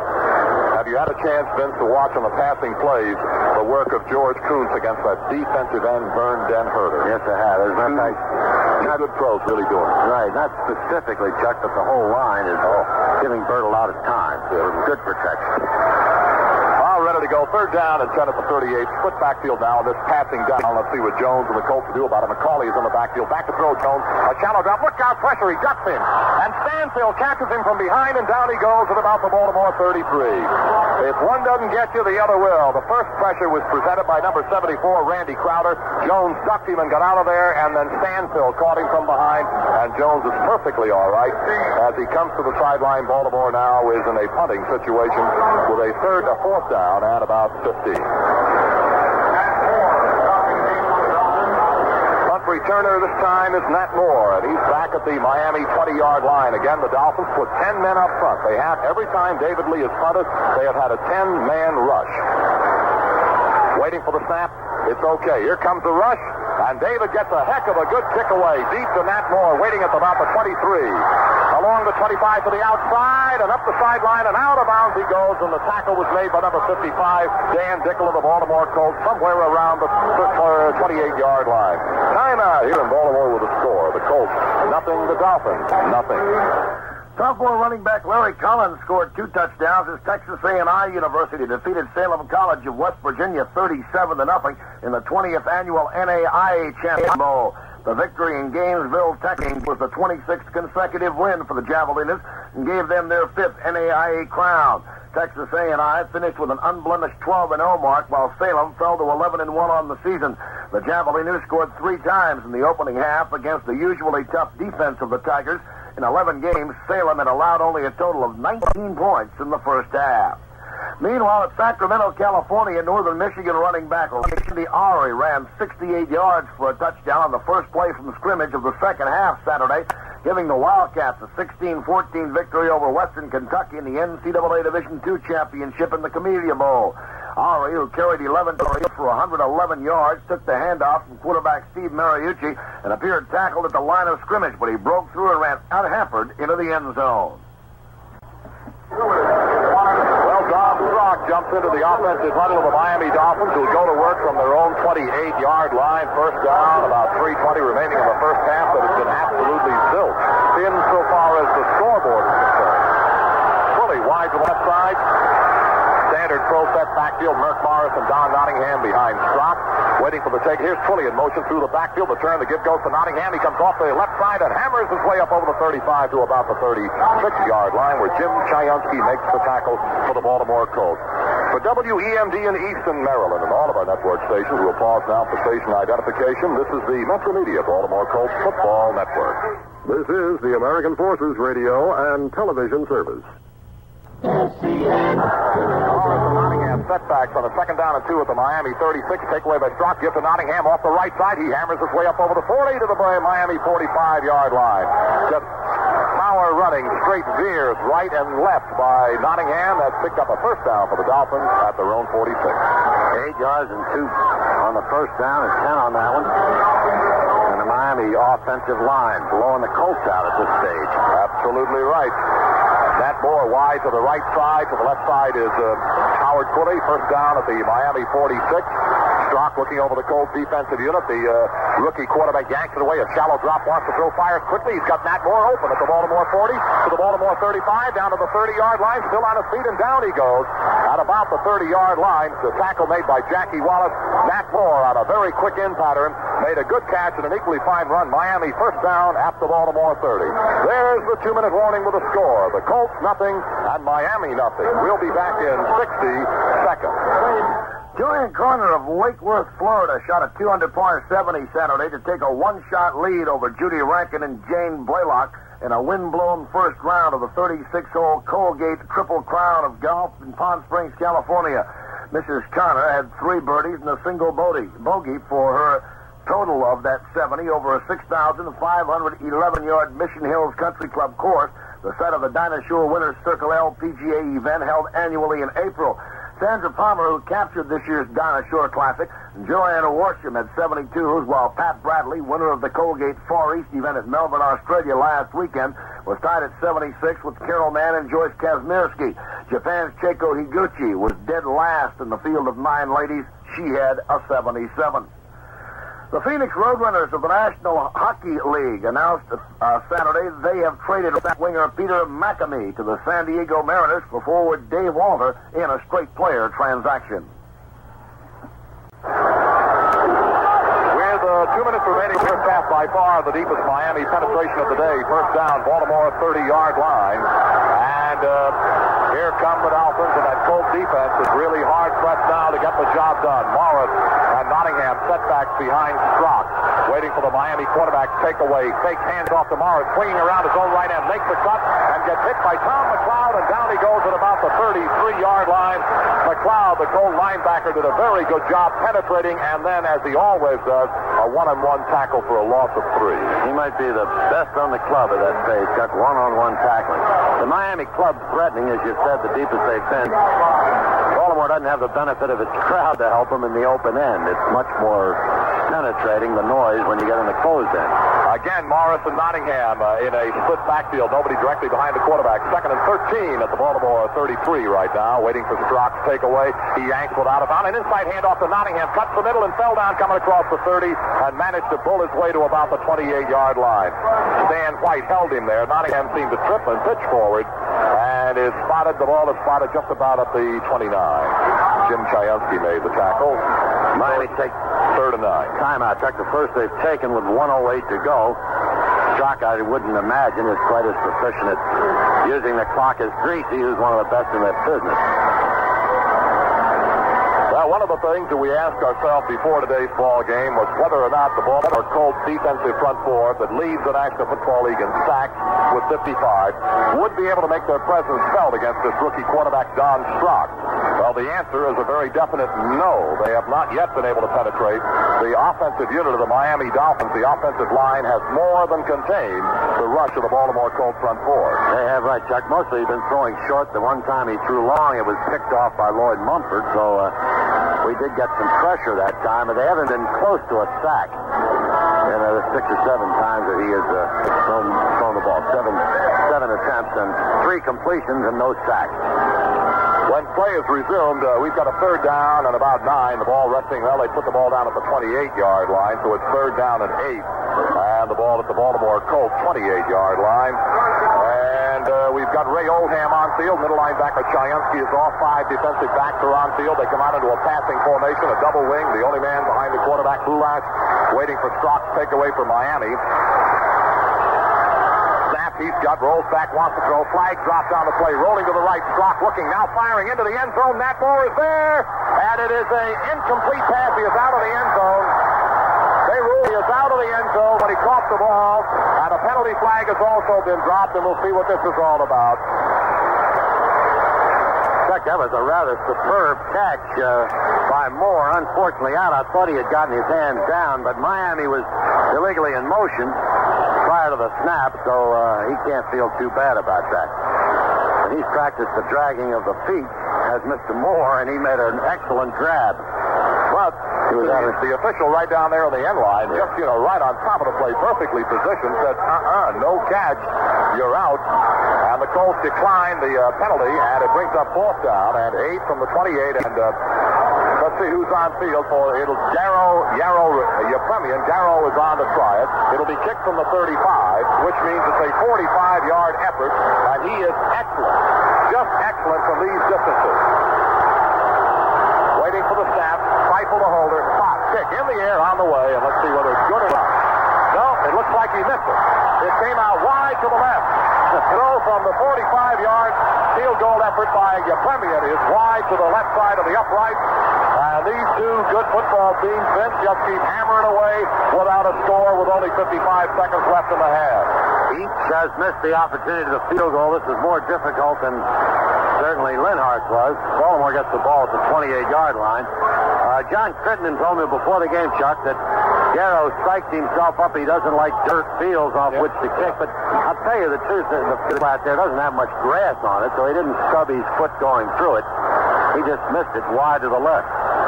Well, he's been very, very good, but a 45-yard effort is, kind of difficult. First down, Baltimore at the 28-yard line of the Baltimore Colts. Back to throw goes Bert Jones, and first down plenty of time.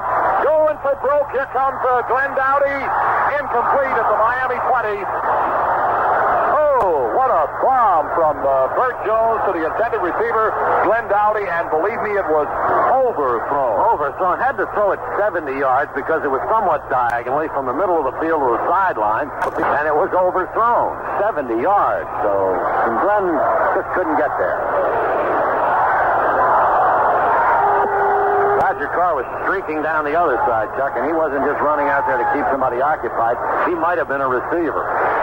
As the CBers would say, he was down, southbound and down. He really was. He was flying. All right, wide to the right goes Dowdy. The other side goes Roger Carr. Split backfield, second down, 10 at the 28. Jones again wants to put it in the air. A straight drop, set, pressure. And down he goes at the 15-yard line. And breaking through was Bob Matheson, the linebacker, and he pulled Jones off his feet at the Colts 15-yard line. And let's see where the official's going to stop the ball. They say the 16-yard line. The Colts offensively, Vince, have rushed for 71 yards and passed for 82, a total of 153 yards. The Dolphins in the first half, 36 yards passing, 68 yards rushing, a total of 104. And with 43 seconds of the clock ticking out and third down and very, very long, I wouldn't be surprised if they just sit on it here. Well, of course, Miami can take a timeout and force them to punt. Right. They don't make it on this down. Third down, about 22 at the Baltimore 16.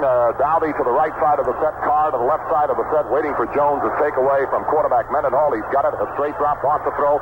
Set, rolls to his right, fires, penalty marker. As McCauley catches the screen at the 20, down to the 25, and then he is pulled off his feet at the 27, and the penalty flag has been dropped back downfield at the 10-yard line. Ernie Roan makes the stopping tackle. And we got the preliminary sign, but I missed it. I think, I don't know whether it was holding or what it was. I just missed the sign. You know what could happen here. Now we have 13 seconds to go. Miami takes the penalty. Baltimore will get the down over, so I guess they could run out the clock. However, with another timeout left, Miami could stop the clock, force a punt, and we could see a fair catch up here around midfield, and Yepremian try one of those free kick field goals. So but I think that's all academic because I don't think the penalty was against the Colts. Yes, it was. It was holding, and Miami declined it. Right. It's now a fourth down for the Baltimore Colts, and the ball resting at the Colts 27. It's about fourth down 11 at the Baltimore 27. David Lee is on the front, and this will be a 10-man rush again from Miami. Matt Moore is waiting at the Miami 25-yard line, waiting for the snap from center from Forrest Blue. Still waiting, still waiting. There's the snap. Perfect. Here comes the kick. They've got two men in, and they block it. They block it, and it's going to be caught and batted upfield by one of the Baltimore Colts, and they roll it and let it roll, to the Miami 46, and then they down it. Now they're calling the penalty flag is dropped. I'll tell you, Chuck, they're going to get a field goal shot, I believe, with 3 seconds. It has to be a penalty against the Colts. Stan White batted the ball as it was, the kick was partially blocked, and but it continued upfield past the scrimmage line. Illegally batting the football, and, White tried to make it look as though he fumbled the ball, and his play acting was not, but Vern Den-Herder blocked the punt for the Miami Dolphins. And the penalty flags are dropped along the 32. With 3 seconds left, Miami is definitely going to get. Well, let's see. Will they take it as it is? No, they can't. We'll wait and see where they spot that football. It's right now resting along the 32-yard line. Yepremian is on field. Shula is hollering from the sideline. 3 seconds on the stadium clock. Now, if they get a penalty from the spot of the violation, I haven't seen this one, not this year. They could move the ball closer to the goal line with 3 seconds. There's plenty of time to kick, but Yepremian is now going off the field. Now, let's see what the official marks there. Illegal procedure against Baltimore declined. The Dolphins take the football, and it will be at the 32-yard line of the Baltimore Colts. And Yepremian's coming back in. And we'll have the field goal effort from Garo Yepremian. And it will be somewhere in the vicinity of 48 yards. It'll be spotted at along about the 37, 38-yard line. He's 1 for 1 between 40 and 50. He is 6 for 6 between 30 and 40, and 5 for 5 between 20 and 30.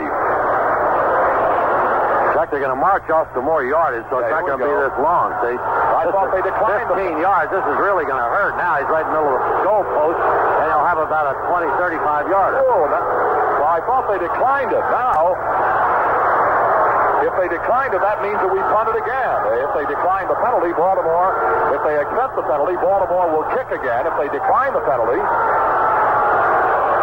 I think if they decline the penalty, the Colts will have to kick it again.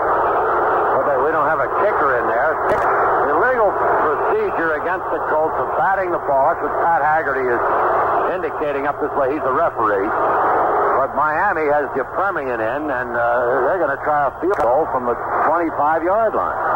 Well, now, here is that the Colts are penalized, and apparently it's a loss of... I'm a little bit confused about this. The call was made after the kick. In other words... Well, here's a 35-yard field goal effort by Yepremian. Spot, kick, in the air, on the way, and it is no good.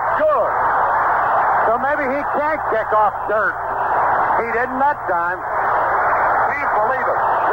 Vince, did you get an interpretation of that penalty? Yes, it was batting the ball, which is illegal. In other words, the block, the illegal procedure was for batting the ball. And therefore they had no choice but to accept the penalty. They couldn't decline it. Right. That's the end of the first half with the score. The Baltimore Colts nothing, the Miami Dolphins nothing. We'll have more in 1 minute. One of the things that you don't see that often in professional football today, we have seen here in Baltimore, and the Dolphins and the Colts in a scoreless first half. The only really scoring opportunities either club had were field goal efforts, and 2 of the 3 field goals that have been missed in this first half were certainly very makeable, particularly when you think of a fellow like Garo Yepremian, who has made some, astonishing kicks in his career with the Miami Dolphins. He has missed 2, one from 25, one from 45. And the Colts, Tony Linhart, has missed one from 30. And Baltimore with Linhart will kick it off. Down on the goal line, Matt Moore. And also Hubert Ginn waiting for Linhart to reach that football. He's up on the ball, hits it. And he's hit it good. Deep toward the Miami goal line. Waiting for it as Matt Moore up to the 10, down to 15, to the 20. Great wedge, 25, outside 30, up to the 32, and out of bounds he goes. Spun out there by the Baltimore Colts, Dave Pear. And for WCBM in Baltimore and WAMD in Aberdeen, Maryland, we'll pause now for station identification. This is the Metro Media Baltimore Colts Football Network. This is the American Forces Radio and Television Service. SCN to their zone.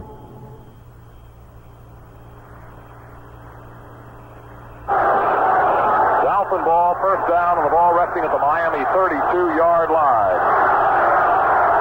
Strock is again quarterbacking the turn. The give goes to Morris into the middle. He knifes his way straight ahead up over the 35 to about the 37-yard line. And just good sheer straight-ahead power from the Miami Dolphins before John Dutton is able to pull him down somewhere around the 37.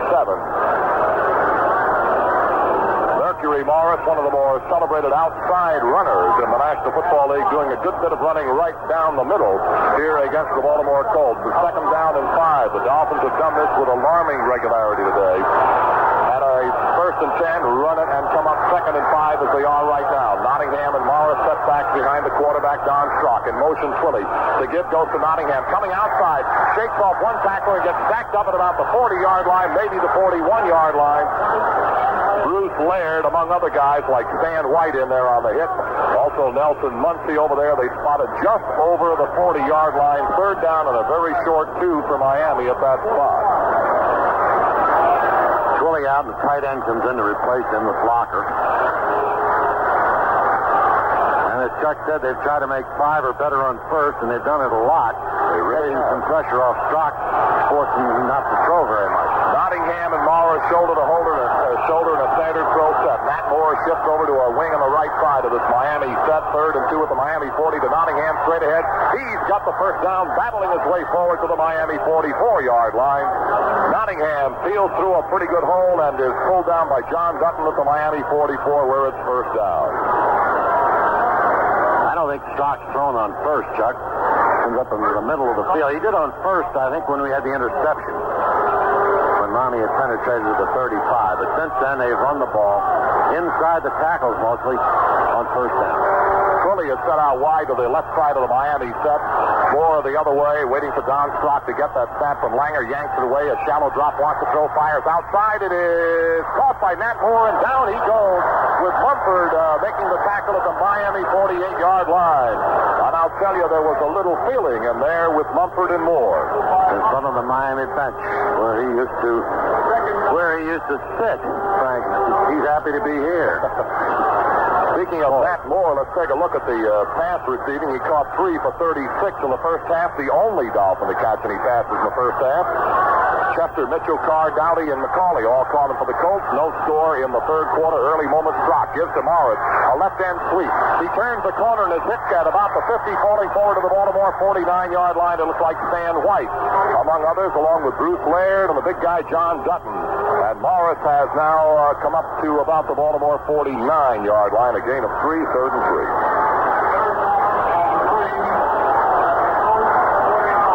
Twilley is now going to the sideline. And they'll probably offer that double tight end offense.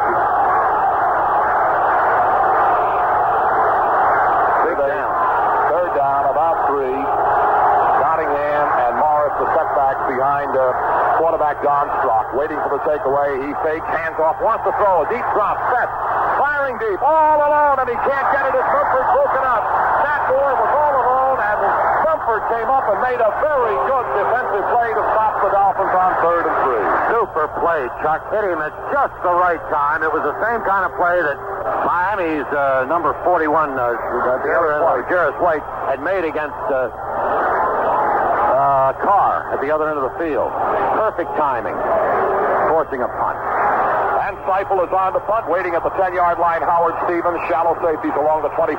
Ray Oldham and Marshall Johnson waiting for the snap for the Miami Dolphins. All ready to go. There's the snap. It's okay. Here comes the punt. Seifel hits it. Not as good. He almost missed this one. It's going to hit on the Baltimore 20. Bouncing around. It's down by the Miami Dolphins at about the 16, 15-yard line by Barry Hill. They walk it back out to nearer the 18. When they put the ball down, we'll let you know where it is. It's right in the middle of a couple of miles. That's where it always turns up. Exactly. First down at the Baltimore 18. No score in Baltimore. The Dolphins and the Colts. The Dolphins, the established championship caliber football team, playing against almost superhuman odds this year with one injury after another, are right where they have been year after year. The Colts are trying to get there for the first time, and they have not been able to move it too well against Baltimore, against Miami so far. The gift to Mitchell, right side, no hold. It doesn't open. He has hit at the line of scrimmage and stopped cold. Bob Matheson, the linebacker, knifing in. Ben Herder is underneath the pile. Let's see who the last man up. It's going to be that number 56, Steve Toll. They mark it at the 19. Second down, 9. Baltimore at the 19. Look at these Cleveland Browns rolling up over. You talk about a club that's had injury problems. Kansas City on the short end of a 33-0 score in the fourth quarter with Cleveland leading. Second and 9. Double flanked wide right side. Dowdy and Carr take away. Jones fakes. Rolls back to throw. Looks to find a receiver. Now drops it off to Bill Olds at the 20 to the 25. Outside. On his feet at the 30. And up he goes to about the 33-yard line. A fine catch by Bill Olds and a better run. First down Baltimore at their own 33 or 4. Jarrett White knocked him out. And when Lydell isn't running the ball or catching it, he's blocking as he did on that play to help Bill Olds gain the extra yardage for the first down. They have spotted the ball at the Colt 33-yard line. 14 yards. Dowdy wheels out of the huddle, coming off to the right side. Now there's some confusion. Here goes Carr out to the left side of the set, Dowdy to the right side. And we've got Bill Olds and Lydell Mitchell shoulder to shoulder in a standard throw set. First down at the 33. Take away by Jones, no fake, wants to throw a shallow drop, quick pass, Carr.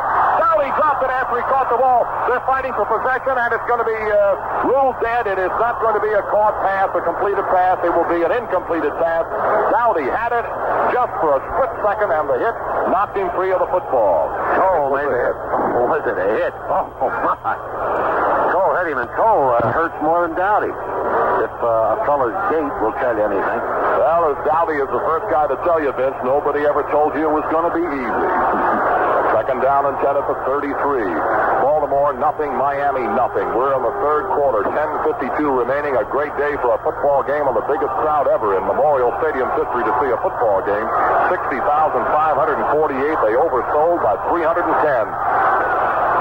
Formation on second down in motion. Dowdy toward the backfield. Pitch out to Mitchell, sweeping to left side. Makes the cut, and Mitchell has hit it. Hit good by Powell, the middle linebacker, at about the 34-yard line of the Baltimore Colts. And there's a Colt very slow to get up again. And we are taking a look to figure out who it is. It's Bill Lydell. No, it's Glenn Dowdy. Excuse me. Glenn Dowdy slowly getting up. The game is to the 34-yard line, where it is third down and 9. The Colts defense or offensive unit just not able to handle the defensive unit of the Miami Dolphins, and the same thing is true of Miami. They have not yet been able to handle the Colts defensive unit. So defense has been the name of the game. It comes as no surprise in a scoreless ball game. Third and 9 from the 34. Carr left, Dowdy right. Takeaway by Jones. Straight drop. Looking. Now sets. Now rolls out of it. Looking again. He ducks back in the pocket. Bounces to his right. Is being chased. And Jones fires desperately upfield. It's going to be incomplete. Jones is having a lot of trouble picking up his receivers, and the reason he is the very fine defensive play of the deep four of the Miami Dolphins. Yeah, he's getting good pressure, but the fellas in the deep people defending playing excellent football.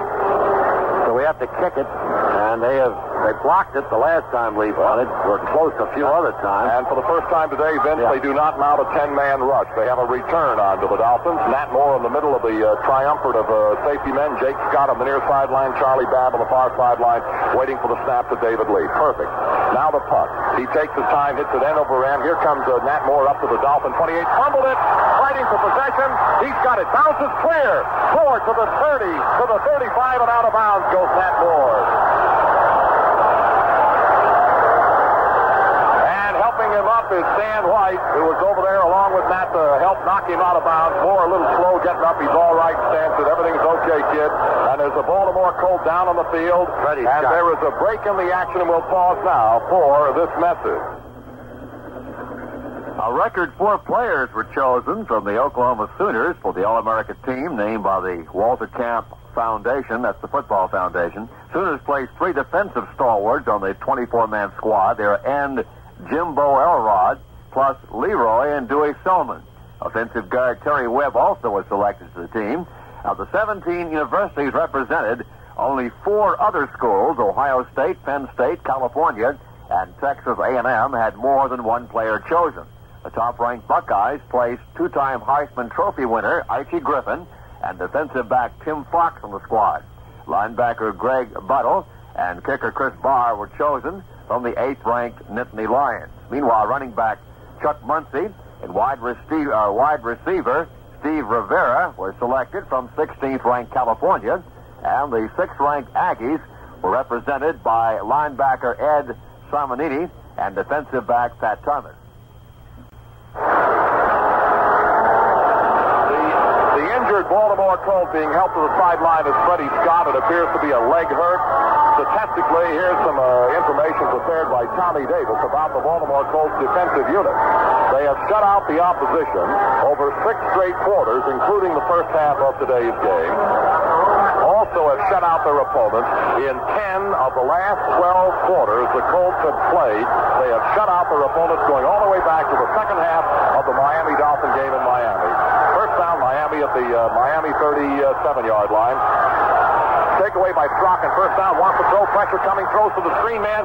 Don Nottingham up to the 40, to the 45. Open at the 50. Into Baltimore territory. Down by Jackie Wallace at the Baltimore 44-yard line. First down from the Miami 35. A screen to Nottingham, and the Miami Dolphins blew the Colts right off the field for a first down at the Baltimore 45. 20 yards on the play. And since we said Strachan hadn't been throwing on first, he's done it on the next 2 series, including that screen to Nottingham. He may be a rookie, untested quarterback, but in a pressure-laden ball game, he looks like he's been doing it every week for quite a few years. First down, Baltimore 45, in motion fully through the Dolphin backfield to the far sideline. Takeaway by Strock. He hands it off to Mercury Morris, trying to swing the left end. They plug it up. He tries to reverse the field and can't get anywhere as the Colts, Bruce Laird and John Dutton are all over him right along the Baltimore 47 or 8-yard line. What a play Dutton made. Stacking up the opposition stutter step from Mercury, and John Dutton, who's a lot taller, and stayed right with him with the steps and made the defensive play possible. Well, he read it very well, and Dutton had a heck of a jump and reacted beautifully. And now, instead of Merc Morris in that backfield, number 32, Benny Malone has come on for the Miami Dolphins. Some of it runs as though he doesn't know which way his legs are going, and is he an effective runner? And they also have Buwash in there as a setback alongside of Benny Malone. Second and 14 at the Baltimore 49. Waiting for the snap. Stock broke the snap count. The ball didn't come. Stock moved. And the flags are dropped all over the place. It's illegal procedure for back in motion penalty against Miami.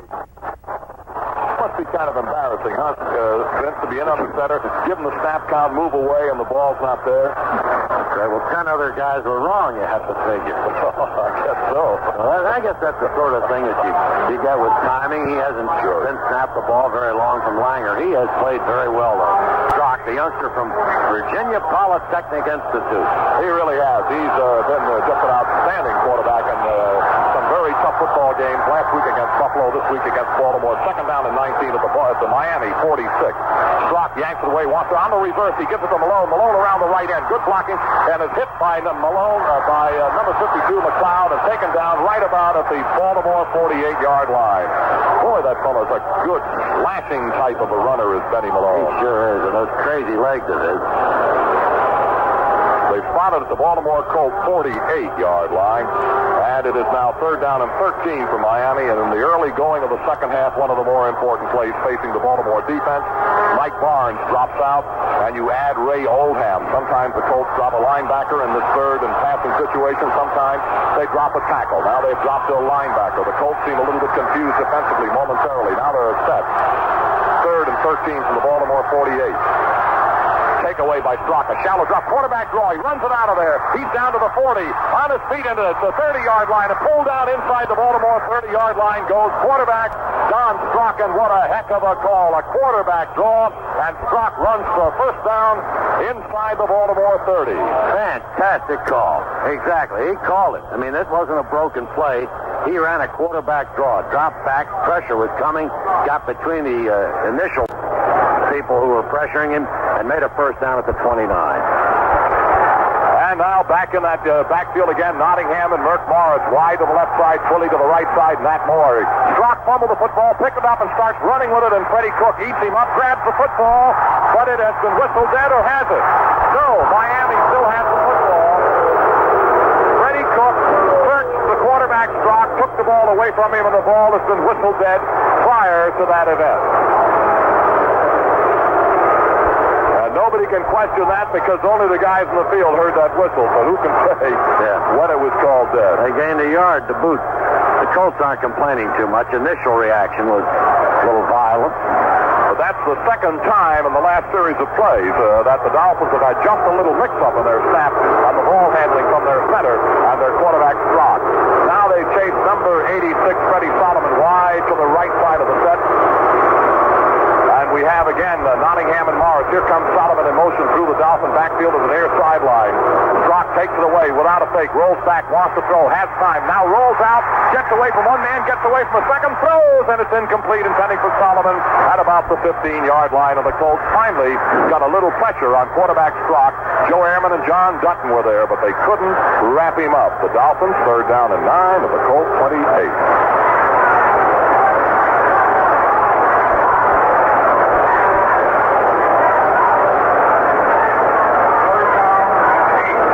Down and still about 9 yards for the Dolphins. Ray Oldham now replaces, last time on a passing situation, he replaced middle linebacker Chayunsky.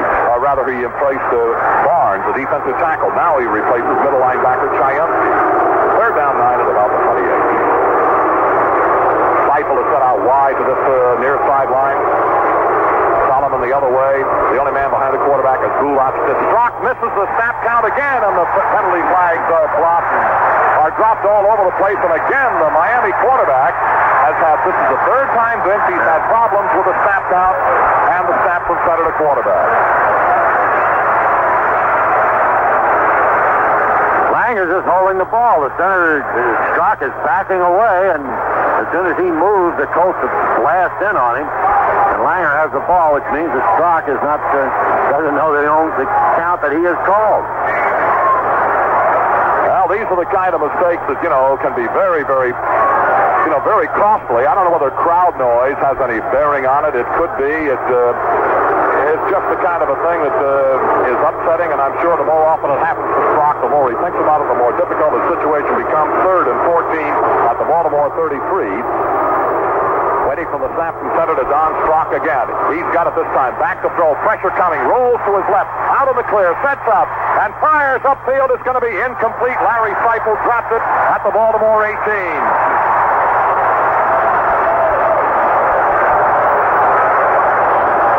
So they'll try another field goal. Or will they? This is too far, maybe. I don't see that fellow with the necktie. See a 50-yarder. And the fellow with the necktie, Gary Yepremian, is staying on the side.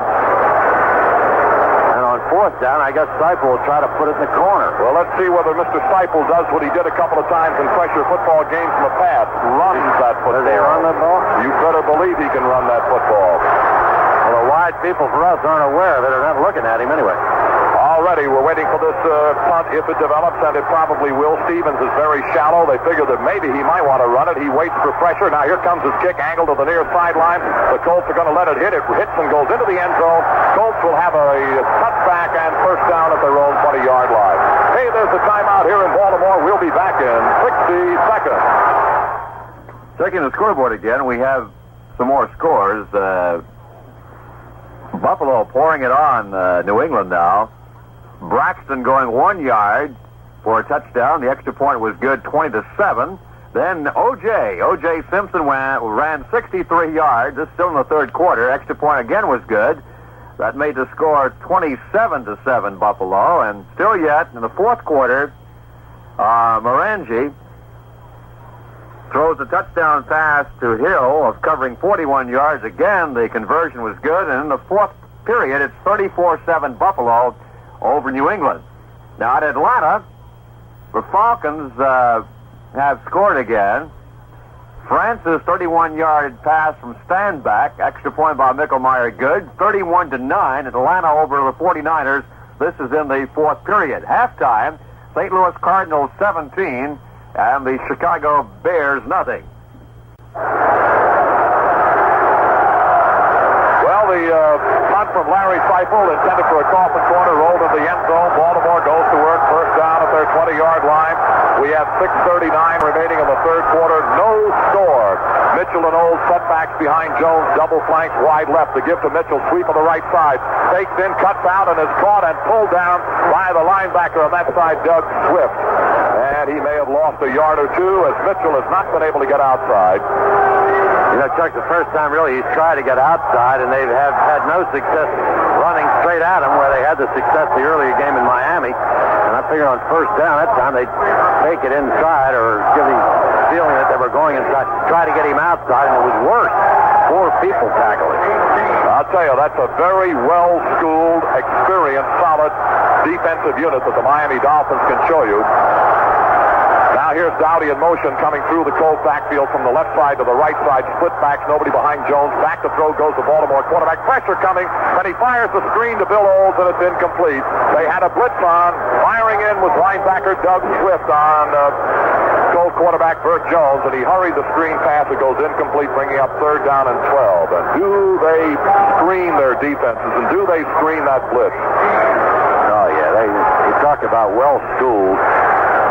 Matheson, and he's playing with some young people, too. Toll and Crowder, they're young football players. Jarris White. Now, this is just one of the more successful football teams of recent years, these Miami Dolphins. And they are battling the Colts to a scoreless deadlock as we come up third down and 12. The Baltimore Colts at their own 18. Jones yanks it away, rolls to his left, wants to throw, fires down the middle. It is incomplete, intending for Raymond Chester. At about the 31-yard line, covering with Charlie Babb, and the Colts will kick it away. And Jones is not having a good day. In the first half, Jones did not have the kind of an afternoon he wanted to have. He was, in passing, Jones threw the ball 15 times, completed 9 for 93 yards. And now he has thrown the ball 20 times, completing 10. And the reason he is not having the kind of a day that Burt would like to have is twofold. One, the injury, I think, does restrict him somewhat. And secondly, it's been a heck of a good defensive effort from the Miami Dolphins. Waiting at the 35, Nat Moore. Here comes the kick from David Lee, end over end. He didn't get it the way he wanted it. Moore's got it to the Miami 45. Laterally along the 45. Makes the cut up to the Baltimore 40. Down to the Baltimore 30. Moore is taken off his feet there. And he is down at about the 27-yard line. And the guy who did it was Stan White. Had to do it. There was only one man left. Timeout. There is a timeout here in Baltimore with a score. The Dolphins nothing and Baltimore nothing.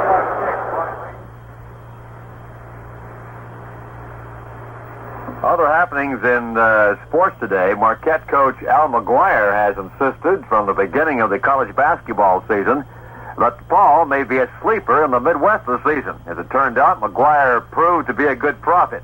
DePaul shocked 7th-ranked Louisville last night, breaking the Cardinals' 24-game home court winning streak with a 78-76 triumph.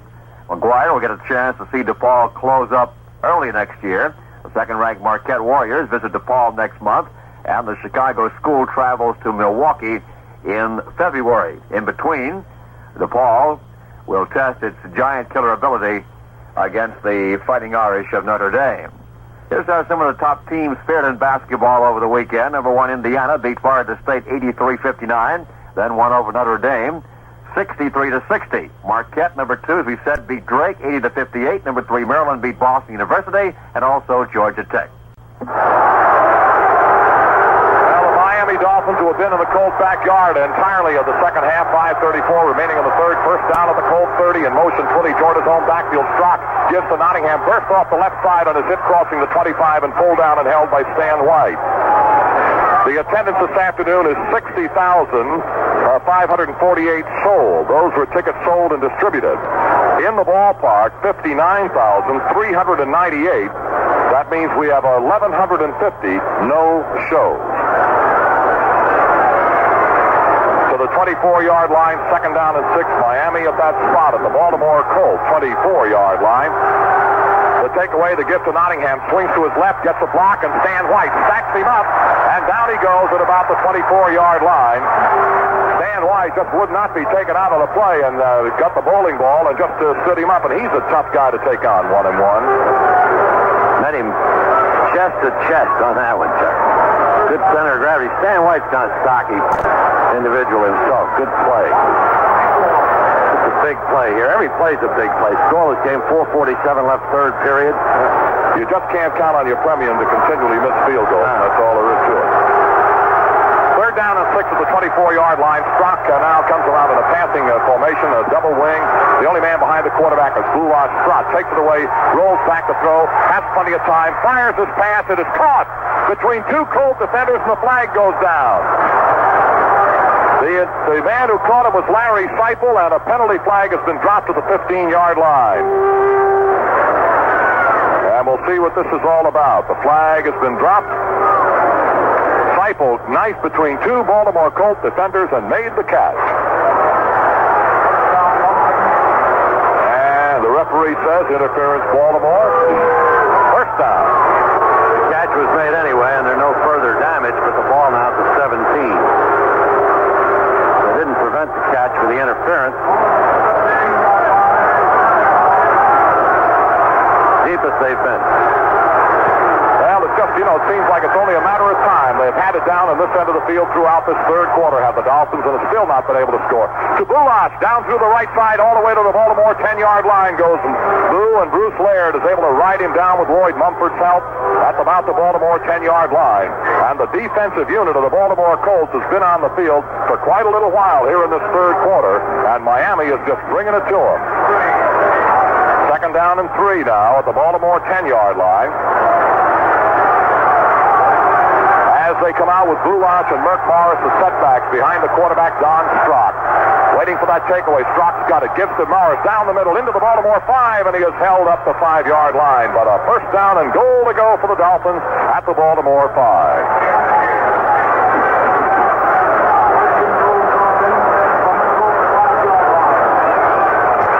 Buffalo is leading New England 34-14 in the fourth quarter. Cleveland Browns having a great day. They lead Kansas City 40-7 in the fourth quarter. Right now, Miami has just climbed right up on that touchdown platform. They're 5 yards away with Boulach and Merck Morris as a setback behind the quarterback, Don Strock.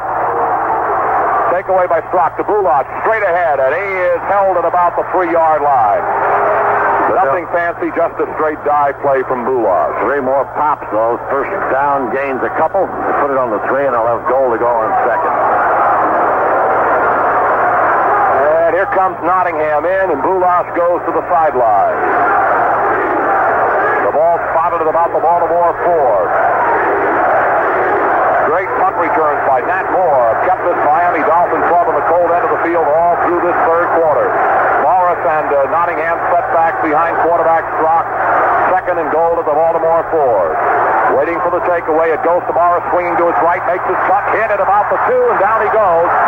Morris did not get in on an attempted sweep of the right side. It looked like Jackie Wallace was there to make the tackle. It'll be third down, goal to go, and the ball is being spotted around the Baltimore Colt 2. Nottingham to the sideline, Boulach into the huddle for the Miami Dolphins. No score. Time remaining 2:23 in the third quarter in Baltimore. A scoreless ball game. Again, Boulach, Merck Morris, shoulder to shoulder in a standard pro set backfield. Third and goal at the Baltimore 2. The turn, the give to Morris to the left side. Outside he goes. Mercury is in for the score. Morris has swept the left end and has gone in for the score. 2 yards away from the goal line, he put the ball over his head as if as much to say, I see it coming, I see the line, nobody can get me. And they didn't, as Nelson Muncie made a late bid to bring him down. Well, it was just a matter of time as the Dolphins handled the ball in cold territory. 2 of the three times they've had it in the third quarter. They were in the Baltimore Colt end of the field. A bad snap. The kick is in the air, but the kick is good. And the Dolphins go out in front of the Baltimore Colts by a score of 7-0. We hope that our troops around the world are enjoying today's game, and now being broadcast on 300 stations of the American Forces Radio Network. For those stations and our flagship station, WCBM in Baltimore, we pause now 10 seconds for station identification. This is the Metro Media Baltimore Colts Football Network. This is the American Forces Radio and Television Service. At 790 and 1420, this is American Forces Radio. SCN to the zone.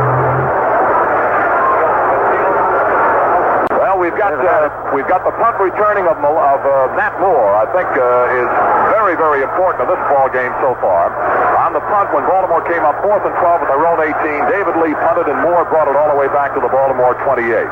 And from there, it was not easy, but it was a lot more less difficult for Miami to work it in. And Nat has returned a couple of punts exceptionally well for the Miami Dolphins today, who now lead Baltimore 7-0 with 2:07 remaining on the third quarter. And Yepemian will kick it off to the little guy Howard Stevens down on the goal line now. And coming up on the ball, Don McCauley, I believe, fumbles the ball, goes back, recovers, comes ahead to the 20, to the 25, and whack, he got it in between the 25 and the 30-yard line, held on to the football at about the 29. Bruce Elia was among others, and we may have a penalty here. It looked like the preliminary call was face masking, snapping on that guard that's in front of the mask and pulling the man down, and that's exactly what did happen, so the Colts get better field position to work with. In this half of the ball game, the Colts had the ball at their own 18, and a pass to Olds took them out to the 33. They got it out to the 34 and had to kick it away. The next time the Colts had the ball, they couldn't move it. In truth, they lost yardage and had to kick it away. Now here is the third time that the Colts have had the football in this third quarter, and the ball is resting at the Baltimore Colts 33. Get only 5 yards because it wasn't a flagrant violation of the face mask. 1:57 of the third quarter. Standard pro set backfield behind Burt Jones, waiting for the takeaway. Jones gives to Mitchell. Into the middle, it doesn't give. He's maybe got 2 yards. As the Miami Dolphin defensive unit, smart, agile, and able, just to shut off any kind of a running route that Mitchell might be able to enjoy. He picks up maybe 2. Call it second down 8, Baltimore at their own 35. After the ball game, we have the offensive and defensive players of the week for the Colts, and we'll announce them during the locker room report right after this afternoon's game. Is Miami gaining one of the other little shades that indicates that maybe that great football player, Mr. Mo Momentum, is swinging a bit to Miami? It's what they're able to do to Baltimore on first down. Back to throw is Jones. He fires to the sideline, caught by Dowdy and out of bounds at the Baltimore 42-yard line. It is not a first down. You got about 8. Miami, of course, gains more confidence the better they play defensively. And as Chuck says, shutting them off on first down when they come up 2nd and 8, 2nd and 9. And Miami comes up 2nd and 5, 2nd and 4. The Lions are leading the ball game. The reason for the lead, 7-0 Miami. It is third down at about a yard, Baltimore at the Baltimore 42. Dowdy wide to the right side. Double tight ends are on there now with Don McCauley and Bill Olds, the setbacks behind quarterback Jones. Waiting for the takeaway, Burt spins, hands to McCauley, sweeping the right side, makes the cut. He is, I don't know, he's close to it. He may have first down yardage. He's very close. But he may not be quite far enough upfield. He's within about a yard of it and racing up to make the tackle, Charlie Babb, and also in the tackle, it looks like Jarris White is there. And McCauley's attempted sweep of the right end did not get a first down. And this is not the spot of the field, certainly where you want to take a shot at it. Well, we'll measure, Chuck. Pat Haggerty, the referee, calling for the 6, but it looks like he's almost a yard short from here, and we've got a pretty good look at it. Now, wouldn't that be embarrassing if they measure and he's got a first down? Then all I can say is they got a crooked field. Now, he's missed it by considerable. Yeah. The fourth down coming for the Baltimore Colts at their own 32. Check that at the 42.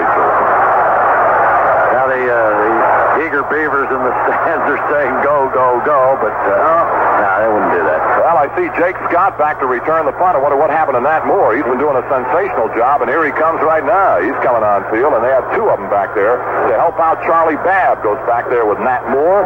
Moore has been a very, very excellent punt return man for the Dolphins this afternoon, and his returns have proved, kind of tough on the Baltimore Colts. As The Dolphins lead it to 7-0 with 1 minute and 4 seconds remaining in the third quarter. Here is David Lee's punt. To Charlie Babb or Nat Moore, waiting for that snap. Stan White, the signal caller, looking over. Now we're about ready to go. Here comes the snap and the punt. David Lee hits a beautiful, booming, deep spiral. Back goes Nat Moore inside the 10. He's got it at 10, laterally along that 10, makes a cut, goes outside, sweeps through a host of tacklers, and is pulled off his pin at about the 19-yard line by Bob Pratt. And a flag goes down. Boy, that fellow Moore made a cut and came through. It looked like 3 of the Baltimore Colts tacklers, and then Pratt got there and yanked him off his pin. That Moore, wide receiver from Florida, and there's a penalty flag, and it's a face mask call. So they're even in that area. Face masking against the Baltimore Colts. So now, the very well-disciplined, experienced Miami Dolphins are playing just a lot better football right now than are the young and inexperienced Baltimore Colts. First down, Miami, and the ball is spotted at the Miami 23 rather than at the 18. Moore wide to the left side, out on the right side is Twilly. Split backfield, no man behind quarterback Don Strock. He is still barking signals to the Miami quarterback for takeaway. He busted play, running out to his left comes Strock. He gets a little bit of a block and then gets hit and hit hard by Nelson Muncy, John Dutton, Joe Ehrman, and Stan White. And Strock is able to take that punishment at about the 27-yard line of the Miami Dolphins. Strock's a lanky kind of a guy, 6'5". That's the first real shot they've had of him. He weighs about 220. Well, he's got a 7-0 lead, has Strock and the Dolphins, and we're down to about the final play. We're not going to get another play in the third quarter. It's going to be over before the Dolphins can move the football again. And there goes the gun. And that's the end of the third quarter with our score. Miami 7, Baltimore nothing. Alabama halfback Willie Shelby and 3 other persons were slightly injured Sunday in a 2-car collision on Alabama 11. That's near Tuscaloosa. A Highway Patrol spokesman said Shelby, a senior in the Crimson Tide Southeastern Conference champion team, was bruised a little and maybe cut on one leg, but it shouldn't affect him for the Sugar Bowl. Shelby was not hospitalized and did not go to a doctor. But 2 other persons were taken to a Tuscaloosa hospital where they were treated and released. Identities of others in the accident were not released. Alabama faces Penn State in the Sugar Bowl December 31st in New Orleans. Here's the final score in the National Football League. The Buffalo Bills have beaten the New England Patriots today by a score of 34-14. The Cardinals have hit again in the third period against Chicago. Bachman's 29-yard field goal in the third quarter. Score now, St. Louis Cardinals 20, Chicago Bears nothing. Well, right now we get to the fourth quarter in Baltimore with the Dolphins leading by a count of 7-0. It'll be 2nd and 6 Miami at their own 27. And the Dolphins, who shut out the Bills 21-0 through the first half last week, have shut the Baltimore Colts out through 3 quarters this afternoon. And this is a Colt football team that has been averaging 29-plus points per game. And the Dolphins have cold shut them out. The Colts have not even come close to scoring on Miami. Their only effort was a 30-yard field goal by Linhart, and that was not good. 2nd down, 6 Miami at the Miami 27-yard line. Solomon is set out. No, it's Nat Moore wide to the right side and Twilly the other way. Nottingham and Morris set back behind Strock. Waiting for the takeaway. He gives to Morris on a draw. Morris knifes his way ahead for maybe a yard.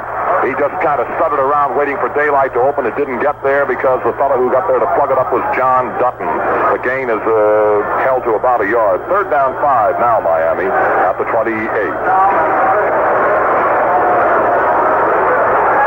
We get Rick Bolt coming into the game, Chuck, and he hasn't been in a serious down, I guess, for a long time for Chayonsky.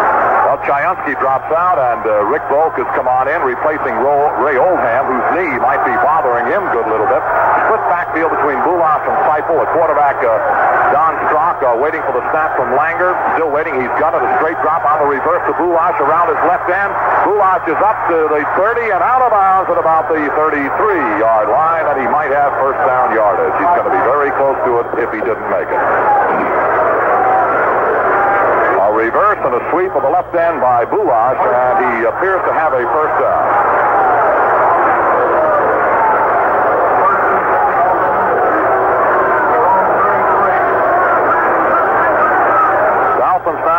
down at the Dolphin 34-yard line, leading by a score of 7-0. The second half of the ball game has been completely dominated by the Dolphins. Split backfield to give to Morris, starts to the right side, makes the cut, and down he goes at about the 35-yard line. And here's a penalty flag thrown into a pileup from 15 yards downfield. And that was by field judge Pat Millett, who threw the flag. And I don't know what it's all about. Jim Chiansky gets tackle credit. Holding against Miami. And that might be one of the very few mistakes the Dolphins have made this afternoon, with the exception of a few miscalculations and misses on the snap between quarterback rookie Don Strock and center Langer. That's right. They have his fumble. They fumble one time back into the hands of the fumbler, who made a substantial gain out of it and had more than one interception early in the game. So it's now first down and 20 for the Miami Dolphins. The ball spotted at their 24-yard line as Morris and Nottingham set in a setback behind Strock. Matt Moore wide to the right, Twilly wide to the left. Miami leads at 7-0. And Strock waiting for the snap, turns, gives to Morris left side, bursts through a hole and get hit, and stays on his feet, crossing the 30 to about the 32-yard line. Bruce Laird hit him, and Morris took the hit and continued until Chiansky pulled him down at about the 32 or 3. It'll bring up a second down, about 11 for the Dolphins. At their own 33-yard line. Well, let's make it the 32. Twilly and Nat Moore are coming out wide to the right side of the Miami set at the moment, which is a standard pro set with Morris and Nottingham shoulder to shoulder in the backfield. Waiting for the snap from Langer to quarterback Strock. He fakes, he hands on a reverse to Nat Moore around his own left side. He is up to the 35, to the 40, and is hit crossing the 40-yard line and taken down by a gang of Colt tacklers led by Nelson Muncie. Well, the Dolphins have been full of reverses and wide end sweeps today against the Baltimore Colts. They're going to spot it, Vince, somewhere around the 40, right on the 40 as a matter of fact. And that brings up third down and about 4. And, of course, as the clock ticks away, it's not yet a factor, but this ball control, they can take 7 or 8 minutes to march a long way. And just seconds ago, they were first and 20, and now they're third and 4 at the 40. Twilly is wide right. Nottingham and Morris set back, turn, give to Nottingham straight ahead, stop and burst out of it and came forward another yard or two. He's very close to first down yardage at about the 44-yard line. This will require a measurement, and we just don't know. But Nottingham was plugged up, rolled off the pile, and came forward another 2 or 3.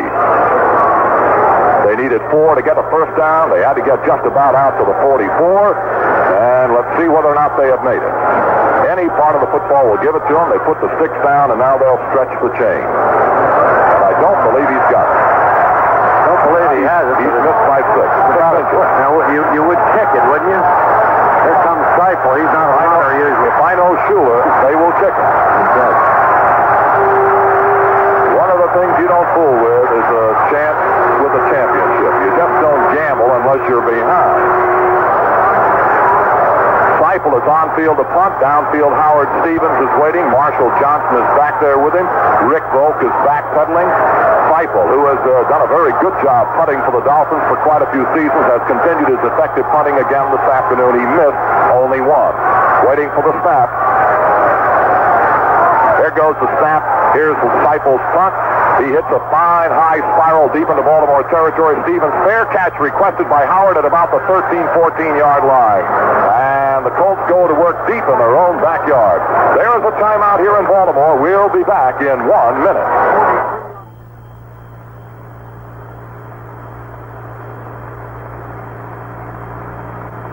Ball game over at New York. Rookie Rondy Colbert returned a third-quarter punt of 65 yards for TD.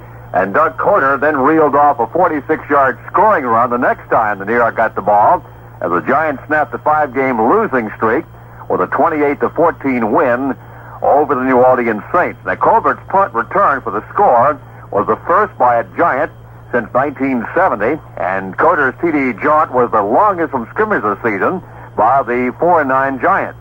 It was a 6th straight loss from the 11th setback in 13 games for New Orleans. Final again, Giants 28 and Saints 14. In the American Football Conference, Pittsburgh, of course, already sewed up the Central Division. Cincinnati will have the wild card. Still a battle in the East, though, between these two clubs, Miami and Baltimore. Well, we're 12 minutes, 11 seconds away from the end of the fourth quarter with the Dolphins leading the Baltimore Colts 7-0. The second half of the ball game, the Miami defense has completely, absolutely shut off the Baltimore Colts. Have given them but one first down. They haven't been able to do a thing. Now it's Carr and Dowdy wide to the left side of the set. We've got Bill Olds and Mitchell as setbacks behind the quarterback. The give goes to no one. Play action fake. He wants to throw. Dumps the screen to Olds at the 10. Olds to the 15 and up to the 20-yard line. Fumble, and I don't know what happened to it. They ruled it dead at the 20-yard line. Olds lost control of it, and then Bill Olds recovered control of it at the 20-yard line. They made 6. Boy, they need a first down. They got to get it out of there because if they give the ball back, they're forced to punt with an inability to make a first down here. Miami gets the kind of position that can work them close enough for a Permian field goal. And with 11:43 and the way this team can control the ball, Baltimore can't afford that. All ready to go with a 2nd and 4 at the 20-yard line. Split backfield. Nobody behind quarterback Jones. Carr wide left, Dowdy wide right. Here's the gift to Mitchell into the middle. He goes. He's got yardage and is up over the 25 to about the 27-yard line. Goes Lydell Mitchell. That time Charlie Babb made the tackle, and assisting him was Jake Scott, and the Colts do get their second first down of this half.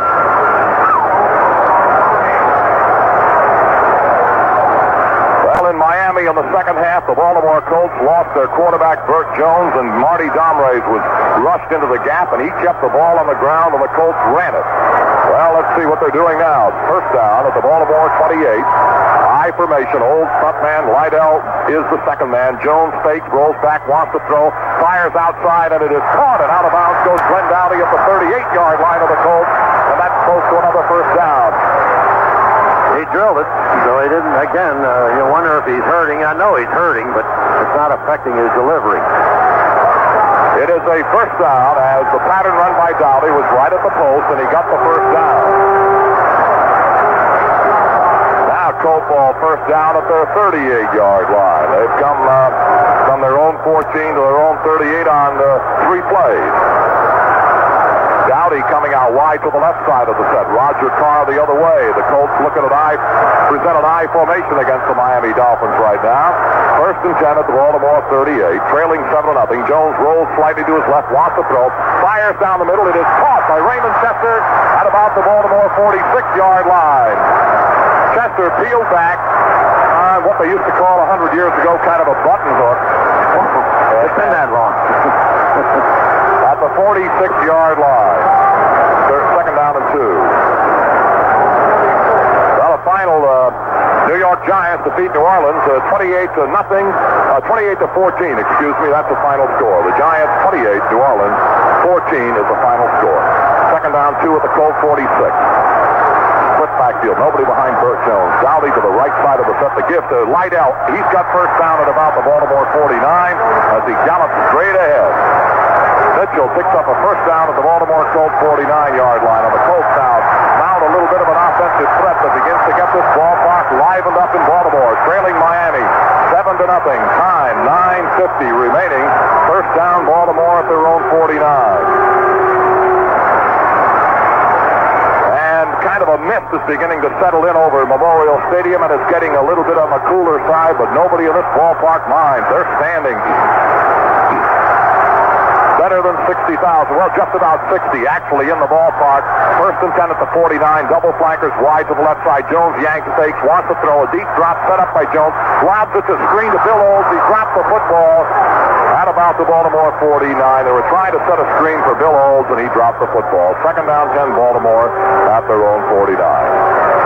Had he caught the ball, the Miamis were coming at him, and we'd have had no better than I think we have now, which is second and 10. He was 5 yards behind the scrimmage line when he dropped the ball. Here's another final score. The Cleveland Browns, who had all sorts of difficulty beginning this year, have walloped the Kansas City Chiefs 40-14. That is a final. Well, this Colt drive started on their own 14. It's now out to the 49 with a second down and 10. Dowdy wide right, Carr wide wide left. Standard throw set backfield. Miami leading by a count of 7-0 with 9:23 remaining. Jones is back to throw. Pressure. He's running away from pressure with the middle linebacker. Powell fires upfield. It is incomplete and almost intercepted by Charlie Babb. He was intending for Raymond Chester. And Chester is griping to the official about interference. He claims he's being held, and it'll be 3rd down and 10 at the 49-yard line, and Jones is having a difficult day against a determined Miami defense. Cal blitzed on that one, got after him, and forced the bad pass. Probably an ill-conceived attempt. He shouldn't have thrown the ball, really. And he was lucky Babb couldn't handle it. 3rd down and 10, and this might be the play of this ball game. You never know. 3rd and 10 at the 49, and Jones takes it away. He wants to throw. Pressure is coming. Rolls right, sets and fires. Caught by Lydell Mitchell. He's got a first down inside the Miami 40. Mitchell caught it at the Miami 38. Great play by Mitchell, who spun immediately upon the reception of the ball and got away from somebody who hit him. It wouldn't have been a first down had he not made that move. And that got him as far as the 38 first down. Big play. Baltimore at the Miami 38-yard line. In the first half of the ball game, they got deep enough for Linhart to try a 30-yard field goal, and Tony missed it. Now they have first down at the Miami 38. 8:43 remaining. Dowdy wide right, Carr wide left. Mitchell and Bill Olds the setbacks. The turn to give to Mitchell into the middle. He hits straight ahead, bangs his way inside the Miami 35 to about the 34-yard line before Bob Matheson is able to stack him up. A quick pickup of 4 by the tough running man from Penn State, Lydell Mitchell. 2nd down, 6 now at the Miami 34. I think they're going to tell you when this one's over, Chuck, it's been the toughest hitting game of the year. Because the battle in the trenches there is unreal. It really has been a tough day as both defenses have played exceptionally well, and in that Miami is leading 7-0, I guess you have to say that the Miami defense has certainly played better than Baltimore. 2nd down, 6 at the Miami 34. Carr wide right, Dowdy wide left. Jones with a split backfield. The takeaway by Burt. No fake. Deep drop. Wants to throw. Dumps it off to Mitchell. Mitchell's got it 35. 30. Down to the 25. And he's inside the Miami 25 and taken down at about the 23. Jake Scott, among others, made the tackle. Roan was also there. Mitchell caught it, put a move on a defender, and went flying downfield to the Miami 23, first down.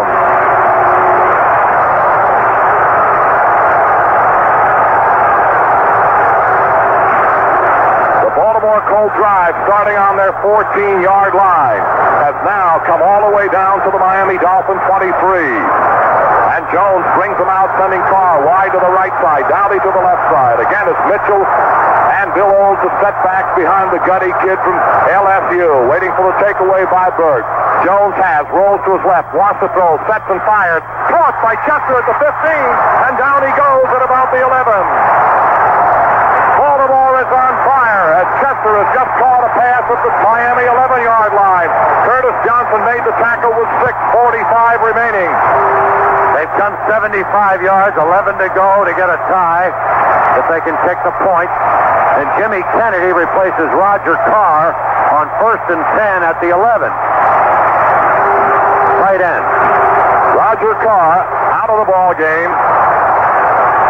Chester and Jimmy Kennedy are the tight ends. Dowdy wide to the right side. They go to a double wing. Olds on one end of the wing and Dowdy on the other end. The man behind the quarterback is Lydell Mitchell, waiting for the takeaway by Burt at the dial from 11. Pitch out to Mitchell. Swings to his right, cut to the 10.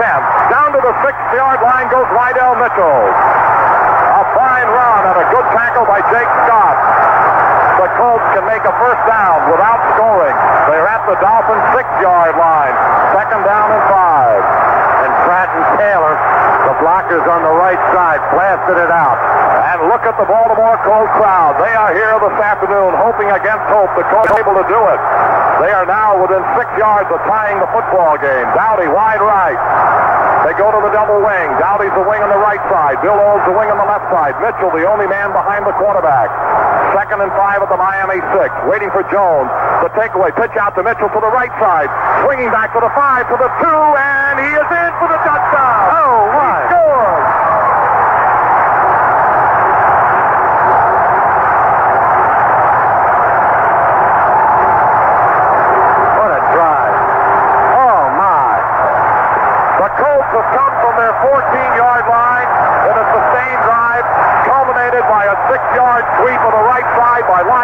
Mitchell. And in touchdowns, they have tied the game. In points, it remains for Tony Linhart to do that. George Coons and Bob Pratt. Coons just blasted over the Miami defenders. Linhart will try the point after. Marty Domreyes is the holder. 5:30 remaining. It is Miami 7, Baltimore 6. We're waiting. Spot, kick, in the air. Kick is good.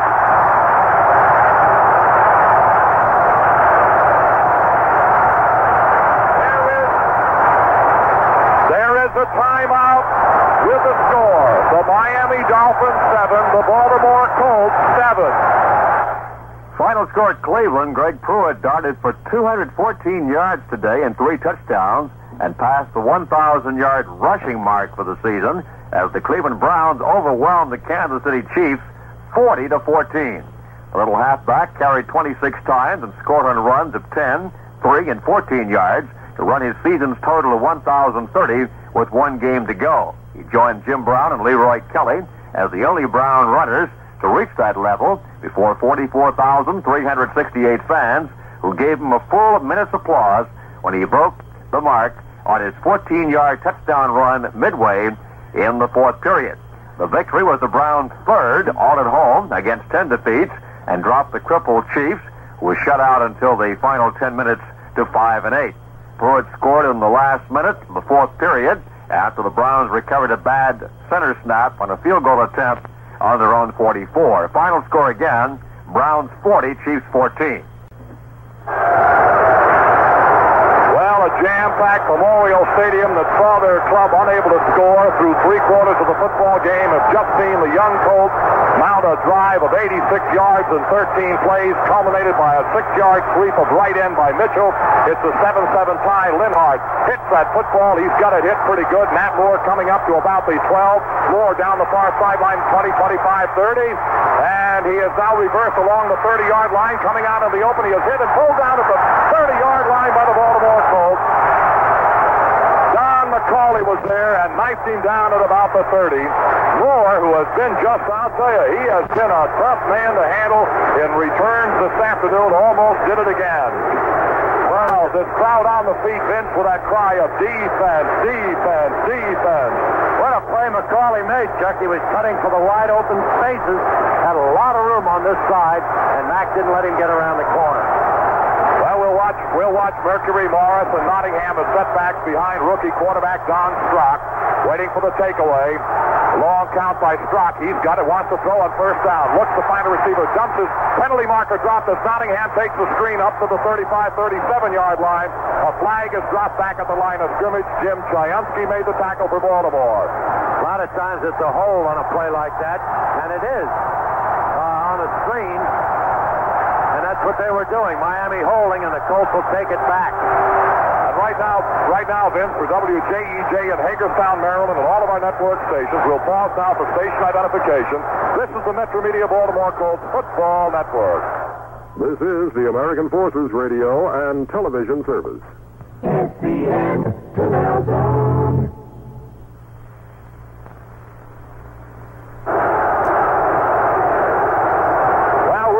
One of the sights that hasn't been seen in Baltimore for some time, but you've got a jam-packed stadium. They're in this ball game as much as their football team. 2 good football teams, and what a show they've given us today in Baltimore. After the penalty on the holding, it's 1st and 20 at the Miami 20. Strock yanks it away, gives it to Morris, a sweep of his left hand, turns the corner, is up to 25, and up to the 30-yard line goes Morris before he is finally hit and held. And Stan White did the hitting and the holding. A good tackle by Stan. A left end sweep by Merck Morris picks up 10 quick ones, and it's 2nd and 10 for the Dolphins at their own 30. 4:50 left in the ball game. Morris is and Twillie's out. Okay. Morris is out now. And we've got into the ball game now Freddie Solomon, also Boulash, I believe, and Larry Seipel. And Matt Moore and Solomon come wide to the right side of the set. Seipel is split off as the left end. Boulash, the only man behind the quarterback. Don Strock, 2nd and 10 at the Miami 30. Waiting for the takeaway by Strock. He's got a straight drop. He wants to throw, looks to find a receiver, fires it down the middle. It's going to be caught by Solomon at the 45, and he ducks ahead to the 47-yard line. Freddie Solomon made a heck of a catch on a return route. Jackie Wallace made the tackle. The Dolphins have a 1st down at their own 47. Solomon has great deep speed, Chuck, and I'm sure the defender's concerned about the deep pass rather than protecting against the first down pass, which Freddie ran. And again, a defensive front four that leads the National Football League in sacks has not been able to get to the quarterback today. Hand off to Mercury, swings the left side, makes the cut, and gets a hit, and they may have turned over. Big pile up at the 45-yard line. Baltimore may have recovered. Wait for the sign from the official. They're still battling down there. There has been no sign yet, but the fumble has been recovered at the 45-yard line. We wait to determine possession. Fred Cook is Baltimore. Baltimore recovering.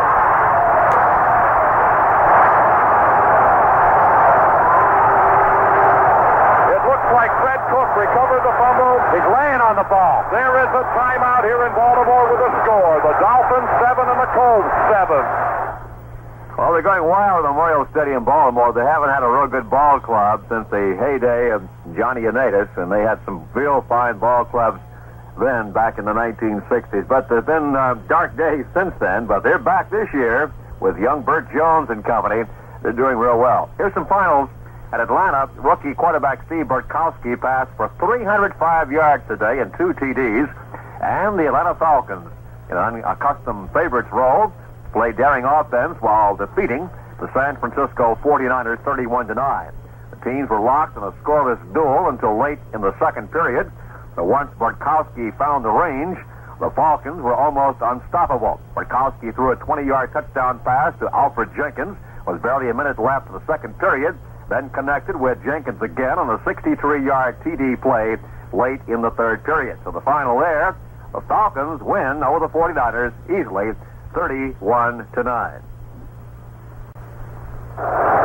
offensive and defensive players picked after the game will announce their picks during the locker room report, and both Colts receive gift certificates from Hamburgers. Hamburgers. If you're going to dress, you might as well do it right. Chuck, I think Freddie Cook was laying on the ball with it under his back. Unreal. That's strength. And they can't pry it out. Well, it's first down Baltimore at the 46-yard line after Fred Cook recovered Mercury Morris's fumble. Dowdy in motion, the pitch out to Mitchell, a sweep of his left end. One block up to it, and a penalty flag goes down as Mitchell is roped down right along the line of scrimmage. And the point I wanted to make a moment ago, Ben, is that you shouldn't bite the hand that feeds you, and I'm well aware of that. But television took a timeout right after Fred Cook recovered that fumble when the Colts may have had the Miami team a little bit off balance defensively and gave them a minute and a half to stand around and think about it. I think maybe something should be done about those kind of things. That's when maybe you can strike while the iron is hot, and you just might be able to take advantage of it. Well, on the other hand, they'll probably say that it's the defensive team coming in. It isn't if it were old-time college football or old-time pro football where the same team had to stay on the field. So maybe that's the way they justify it, but it's a pretty good hand that feeds us, and as you say, we don't want to bite too hard on the hand. That's true, but I'll tell you something. They can, you can pick another time for it. After the first offensive play, let's call timeout, 15-yard penalty, though, for slipping while we were the editorial line. And it's now 25, first and 25 back at the 30-yard line. And Jones yanks it away, a straight drop. He wants to throw, looks to find a receiver, dumps it off to McCauley. McCauley is galloping up and leaps over a would-be tackler and comes down at the 35-yard line. And the gain is up to the Baltimore Colts 35-yard line, and the Colts now have picked up 4 on that one. So it'll be second down, and they've got just about 21 to go. Time 3:16, 3:15, and the clock is moving. And it's a 7-7 tie. Baltimore in possession at their own 35. Second down, about 21. They've got to get to the Miami 44 for a first down. McCauley alongside of Lydell Mitchell, a setback to Dowdy wide right, Carr wide left. Takeaway by Jones, wants to throw a deep drop, sets up, fires upfield. Here comes Lydell, and Lydell cannot make the catch, and the Colts really protest pass interference against linebacker Bob Matheson, and now a flag may be dropped against the Baltimore Colts. The Colts may have protested just a little bit too much. And the man who dropped the flag over here is back judge Jim Poole. Hold on a minute, make it line judge Bob Beeks dropped the penalty flag and a personal foul against the Baltimore Colts. Yeah. Unsportsmanlike conduct, I think, against Jones, who ran in to protest the call. The a thing happened in front of the Colts bench, which will incite the players on the field when everybody on the bench jumps up and down. When you look at the rerun, he really looked like he was raked before he touched the ball. Now back to the 20-yard line with this penalty. Well, when the Colts get back to the 14, they'll be back where they started their last touchdown drive. They called it on Jones, it said. Unsportsmanlike conduct is the call. And the officials are right on top of this ball game. Don't want it to get out of hand, and they've handled the ball game exceptionally well this afternoon. This is a game that has intense feelings in it, and Baltimore now is in possession back at their own 20. That's 36 yards to go is exactly right. Far wide left, alley wide right. Jones fakes, rolls back, wants to throw, fires outside to Lydell Mitchell. Mitchell comes up to about the 20. There's another flag down over the far side of the field. As Mitchell tries to run out of the screen up around the 30-yard line, the flag is dropped. Don Reese made the tackle that time, and with 2:43 remaining, this ball game now is deteriorating just a little bit. These two clubs have played a whale of a football game right on through this afternoon, and now with the fog settling in over Memorial Stadium, perhaps they're getting just a little bit too anxious about some of the things. Clipping against the Baltimore Colts, and it's declined by the Miami Dolphins. Fourth down comes up with a gang of yardage, and David Lee is the the punter on field, and the punt return team a trio.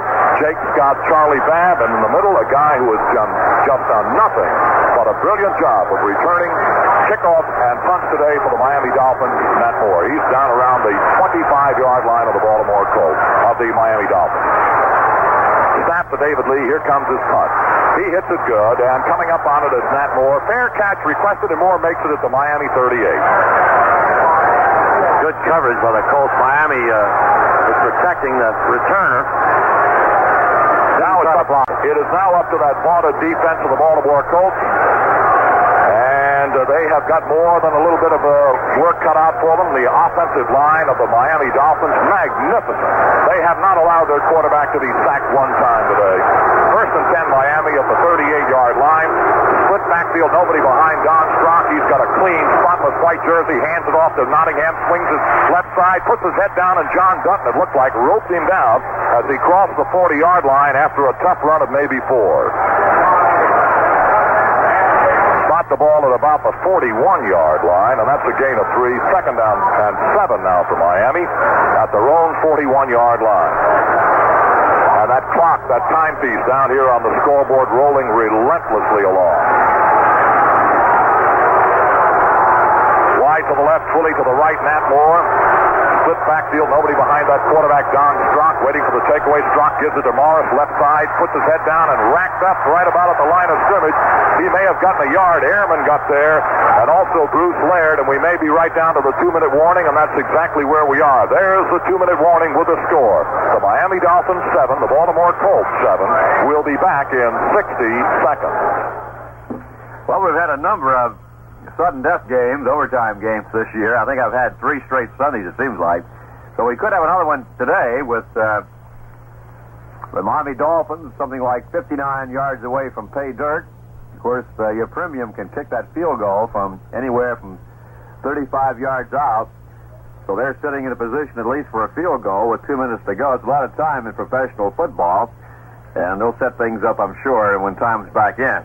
Detroit Lions really putting on the Minnesota Vikings today. In the first period, they've scored 2 touchdowns. The first one was covering 14 yards of the pass play. The other one from Smith to Smith, by the way. And the other touchdown, pass from Reed to Briscoe, covering just 1 yard. Extra point good on both attempts. And let's make a correction on that. The first pass was from Reed to Briscoe, 1 yard. The second one was a pass from Reed to Thompson, 46 yards. Detroit leads in the first period, 14-0. Well, nobody is going to go home complaining too much about this football game. So far, it has been everything a football fan could ask. For the Baltimore Colts fans here in Baltimore, it's been a nail-biter and an uphill battle back to get tied up by the Baltimore Colts. It's been a steady, thoroughly professional performance by the Miami Dolphins, who are playing with a third-string quarterback. And here we are with a minute and 57 on the clock.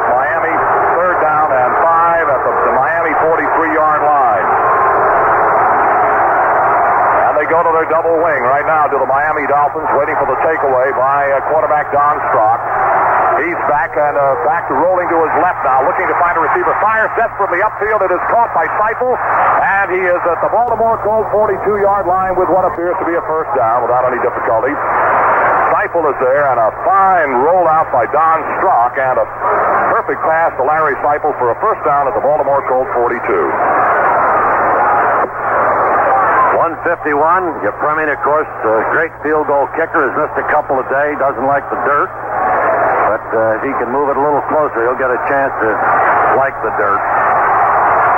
And Mercury Morris and Nottingham shoulder to shoulder in a standard pro set with a first down at the Baltimore 42. Waiting for Strock in motion, Twilly toward the Miami backfield. The give goes to Nottingham, swinging his left side, turned the corner, didn't go anywhere. Stan White was there, and White just wouldn't give an inch, and Miami now comes up second down, still 10 at the Baltimore 42. Now they may give him a short yard on that. I think as we look at that football, better do the same thing. Second down and still about 9, the ball around the Baltimore 41. That fog coming in, Chuck, and the haze over the stadium makes it difficult to see the upper deck on the other side. Well, they send Seifel wide left, and here comes Nat Moore wide right along with Solomon. Bulash, the only man behind Strock. Second down, 9 at the Baltimore 41, waiting for Strock's move. Quarterback snaps it away, a straight drop, wants to throw, pressure coming, fires out of the pressure, and it's going to be incomplete. A trap of the ball at the Baltimore 31. There to cover was McLeod. And I'll tell you, he really had to hurry the throw. It was Solomon, the intended receiver, and Freddie trapped the football. And the official right on the spot waved it off immediately. Third down, 9, Miami at the Baltimore 41. Time, 1 minute and 7 seconds. The Dolphins 7, the Colts 7. How does this sound for a big play, huh? Freddie Cook made pressure pay off, I think, in forcing Strock to throw it quickly and underthrow Solomon. And that right side tackle over there, Norm Evans and Freddie Cook have been having a good go-round all day long, and Evans has done a masterful job of containing one of the very best pass rushers the Colts have had as a defensive end since the days of a fellow named Gino Marchetti. Exactly. Well, they have taken a little bit of a timeout here. The clock shows us 1 minute and 7 seconds. It's the Miami Dolphins 7, the Baltimore Colts 7. A scoreless first half. Miami finally put 7 on the board. In the third quarter, the Colts equaled it with an 86-yard, 13-play drive in the fourth quarter. And as they say, the issue is yet to be resolved, and the outcome is in doubt. Waiting for, as it so often happens, Vince, you get in a tie situation like this, and of course, yes, there will be overtime if it ends this way. But so many football games today are decided by, I think, 6 of the 8 overtime games played so far in the National Football League this year have been decided by a field goal. Well, we have one of the premier people who decided the longest game ever played that way, and he may get the opportunity, Darryl Yepremian. Again, in the passing formation, Bulash is the only man behind quarterback Strock, and the Colts now face third down, 9, Miami at the Baltimore 41, waiting for Strock to take away a straight drop. He wants to throw. A little pressure coming, rolls right, fires upfield, is caught, and a penalty flag is being dropped back at the 45-yard line. The ball is caught at the Baltimore 30 by Freddie Solomon, and a penalty flag dropped back at about the 45, and it looks as though the flag will go against the Miami Dolphins. Joe Herman leading the applause. Holding a foul. There's a personal foul. What they show us. Jim Langer may have been holding on the play. That's a guess, but it'll nullify a Miami first down at the Baltimore 30. And they'll walk it off. They will walk it off against the Dolphins, and they're doing that right now. Bring it back to midfield, take it into the Miami 45, down to the Miami 44.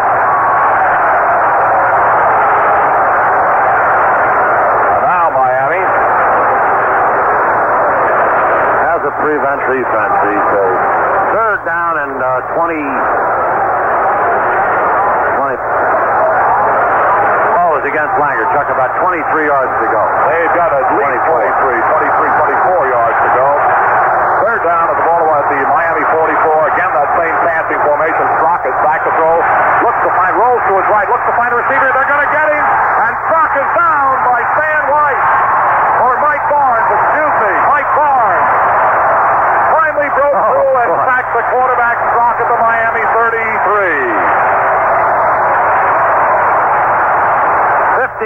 seconds to go. What a dramatic moment. Is the fog really now, Chuck, becoming difficult to see the field as we get into overtime. 33 seconds to go on fourth down. Miles of yardage needed. Believe me, as Vince is telling you, the fog is rolling in at Memorial Stadium. Some of the upper deck patrons, I am sure, are having a little difficulty seeing. Here is Larry Seipel's punt. Howard Stevens is waiting at the Baltimore 32, waiting for the snap from center.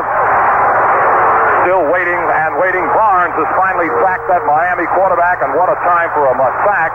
And the clock peeling along. Here comes the snap. Seipel hits it end over end. Howard Stevens backpedals to the Baltimore 25. He's got laterally along the 25, up to the 30, to the 35-40, to the 45-50, tripped in the Miami 48-yard line. Stevens is down. And the Colts now will stop that clock with 18 seconds left.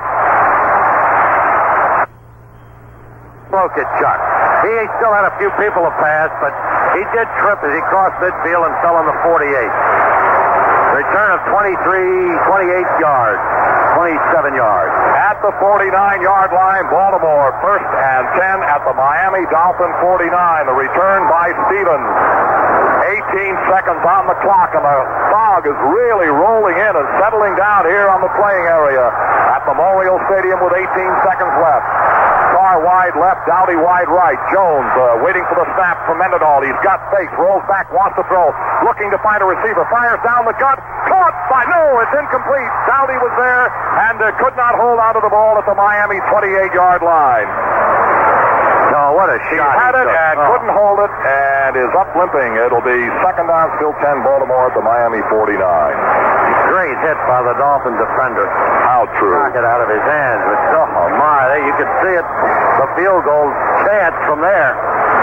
It took 6 seconds to reel that play off, and Baltimore is ready to go again. What an amazing picture, and what an afternoon of football in Baltimore. And now, at the end of the regulation period, the Colts and the Dolphins in a 7-7 tie. Dowdy wide left, Carr wide right, and Jones again waiting for that snap from Mendenhall in motion. Dowdy toward his own backfield. A fake handoff, rolling back to throw is Jones setting. Looks to find a receiver, fires down the gut. It is incomplete again, trying to hook it up with Glenn Dowdy, and Jake Scott was there to break up the play. An incomplete forward pass, and the Colts come up to third down at the 49 as they try desperately to get in field goal position for Tony Linhart. Now they almost have to go for the touchdown. Well, they do have a timeout. They have all their timeouts left, but 7 seconds. It'll take them that long almost to run the play, so I don't know whether they'd have time, Chuck, to kick the field goal even if they complete a deep pass. It would be very difficult to think that they would right now, and if they run that sideline pattern with about a second or two, yeah, they might get it. Dowdy now coming wide right, Carr, or rather Dowdy wide left, Carr wide right. Third down 10 at the Miami 49.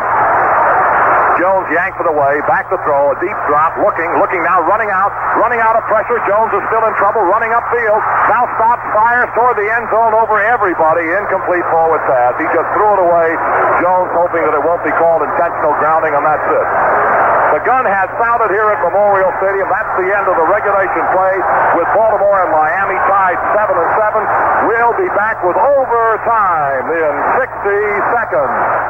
We'll take a look. Well, we have that 60-second break before the flip of the coin, and that's very, very important. Who wins that toss? First team, of course, that scores in the 15-minute period wins the ball game. Okay, Oakland has scored again. Banaszak 3-yard run, extra point good by Atlas Blanda. It's 13-3 Oakland over Houston. That is in the second period.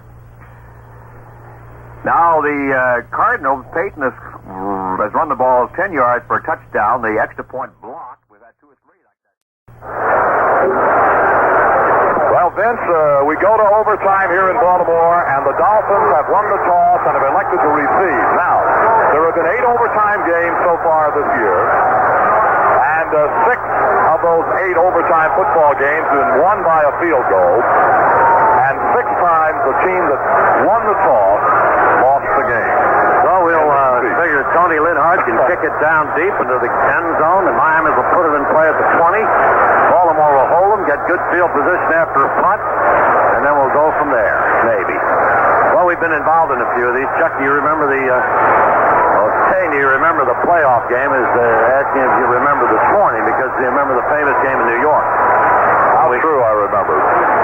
It was quite an afternoon of football, and it was my great privilege. I shared the microphone that day with Chris Schenkel, and I did the first half of the game and Schenkel the second half, and when the overtime period rolled around, it was time for me to go to work again. The other time we got mixed up in an overtime ball game, I was working the Green Bay Packer-Baltimore Colts game, and that was the game that brought about those great big tall uprights that you now see, because a fellow named Chandler kicked one that a lot of us believe today was not good.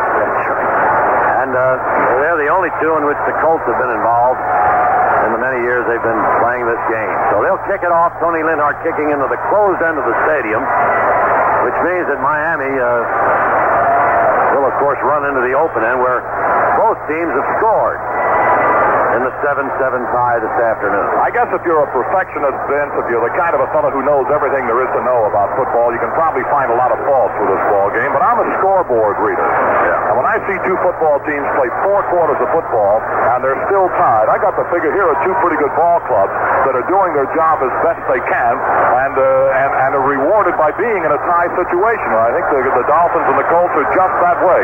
Two very good football teams, and at the end of the four periods, they couldn't figure out which one was better. So here we go to overtime to try and figure that out. Well, Miami's shown an awful lot of heart getting itself together with so many injuries. Baltimore's youth has played with great poise, and I think it's been a great game. Hubert Ginn and Matt Moore are waiting on the goal line. Linhart desperately wants a good kickoff. He's up to the ball. Swings a leg. He's hit a good sailor coming down at the Miami 10, bounces toward Ginn at the 8, up to the 10 to the 15, 20. Now the 25 to the 30 and up to the 35-yard line, and over it goes Hubert Ginn. Again, another excellent return by the return team of the Miami Dolphins, and Hubert Ginn was the ball carrier, another former Baltimore Colt. And Dave Pear made the tackle, so Miami now has a first down, and the ball spotted at the Miami 36. First team that scores wins in overtime at Baltimore. We play a 15-minute period. Or less. Matt Moore split to the left side, flank to the right side fully. And the takeaway by Strock, the give goes to, it looked like Benny Malone cutting into the hole up over the 40 to about the 42-yard line. And Steve White made the stopping tackle. And it turns out not to be Malone, but Mercury Morris again. Got to look at one of the numbers, which is a 2, and Morris wears 2 of them, and Malone has a 32. Yeah, the ball is spotted up there at the 42-yard line. So there's a gain of some 6 yards on the first carry by Mercury Morris, second down and 4. And again, Morris and Nottingham. As Strock turns, gives to Morris into the middle. He goes up over the 45, still on his feet at about the 49-yard line as Merc Morris just booming it straight ahead. And the Dolphins have run it from their 36 to their 49 and have a first down. Bruce Laird is credited with tackle, and Morris has done more inside running today, Vince, than I've seen him do in some time. That's right. Indicating that his traction can be better in there than trying to get outside. He has a thing about AstroTurf. He loves to run outside, but on the dirt field, he'll run inside. First down at the Miami 49. Nottingham and Morris behind quarterback Strock. We're in overtime in Baltimore. 7. Strock wants to throw a shallow drop looking, can't find it. Now fires for the outside, way over the head of everybody. His intended receiver was Nat Moore, and he threw it away rather wide. Second down 10 Miami at their own 49. You know, the pressure hasn't even gotten close very often, which is an indication of the excellent job the Miami offensive line has done. Baltimore has pressured passes this year relentlessly, leads the league in sacks. 56 sacks now, I guess it is, isn't it, Tom? Yes, and 56 is right there. But they haven't gotten near Strock often. Now, second down 10, still at the Miami 49. They present a split backfield, no man directly behind quarterback Strock on a second and 10. The takeaway by Strock. He went on the draw. He gives it to Bullock. Down the middle goes Brew, and he is hit at about the Baltimore 47 or 8-yard line and taken down by Jim Chiunsky. And down on the bottom of the pile, Joe Ehrman. And Miami keeps shuttling 2 and 3 players at a time. The ball is spotted at the Baltimore Colts 47-yard line. The gain of some 4, third down and 6, and here's one of those great big plays for the Baltimore Colts defensive unit. Strock brings them out. He's got Larry Seifel. He's got Norm Bullock set in behind him. He's got Solomon to one side, the left, and to the other side it's Matt Moore, all ready to go, waiting for takeaway. Strock wants to throw a straight drop. Sets up, fires down the middle. It is incomplete and almost intercepted by McLeod. He was intending for Norm Bullock. 4th down, 6 at the Colt 47.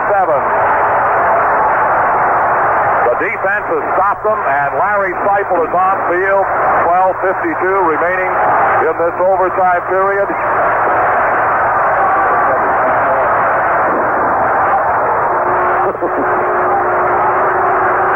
Well, Seipel don't run it now. Don't fool us.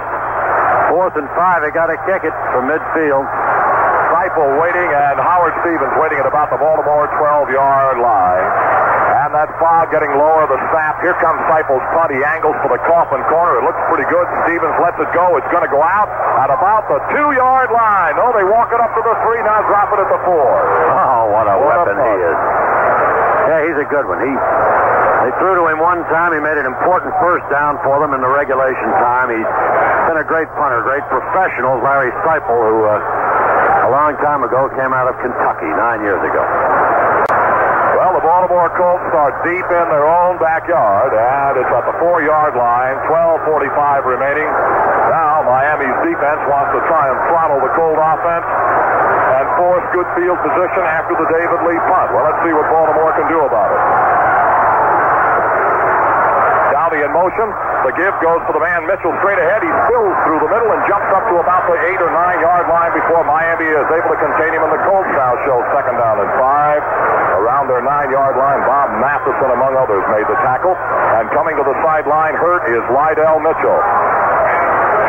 Mitchell, a very, very important piece of football ability, is down on his left knee at about the 16-yard line, and the injury is kind of hard for us to guess at right now, but he's a very durable, hard-nosed kind of a pro, is Lydell Mitchell. And had shaken off many, many hurts, and now walks the sideline as if he's able to go right back in. Chuck, I don't think it's an ankle. He'd had a little ankle problem this week, but he's walking okay.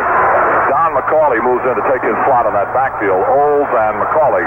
McCauley, the deep man on the eye. Olds, the front man on the eye. 2nd and 5 at the Baltimore 9. Carr wide left, Dowdy wide right. Jones yanks, gives to McCauley. McCauley spurts through the middle, head down, cracks over the 10 to about the 12-yard line.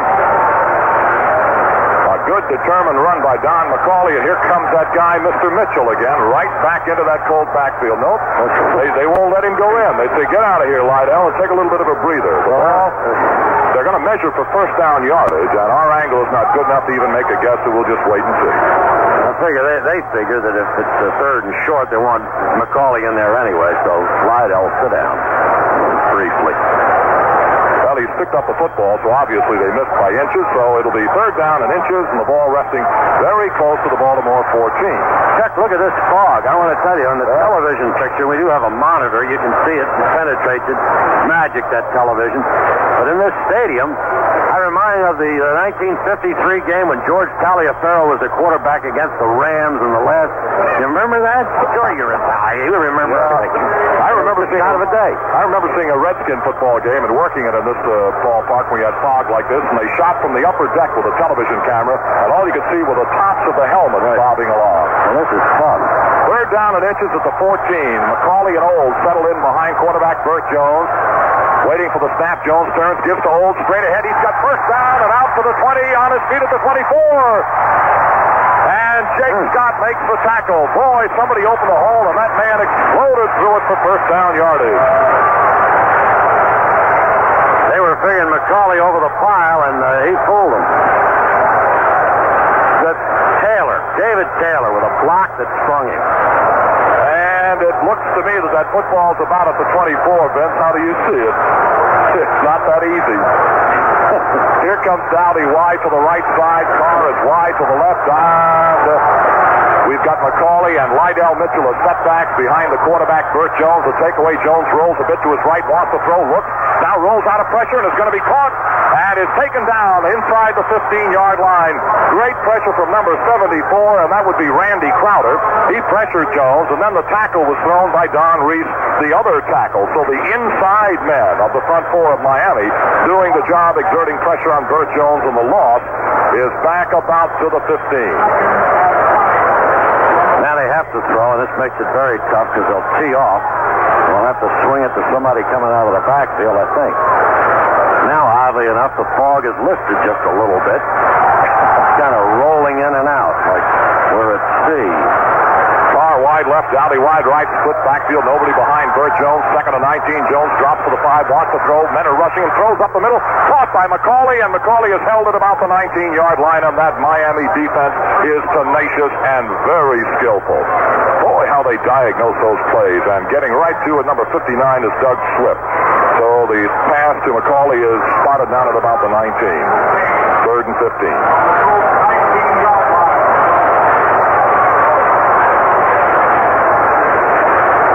Now you see, if you want to look at your monitor, they're trying to show them on television what that fog looks like rolling in over the stadium. The time, 10 minutes and 2 seconds, and overtime in Baltimore, 7-7 tie, Miami and the Colts.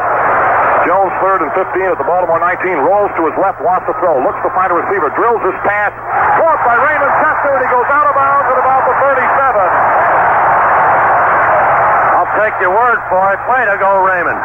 Big play, first down. The Colts have a first down. The ball spotted around the Baltimore 37, and for WCTR in Chestertown, Maryland, and all of our network stations, we'll pause now for station identification. This is the Metro Media Baltimore Colts Football Network. This is the American Forces Radio and Television Service.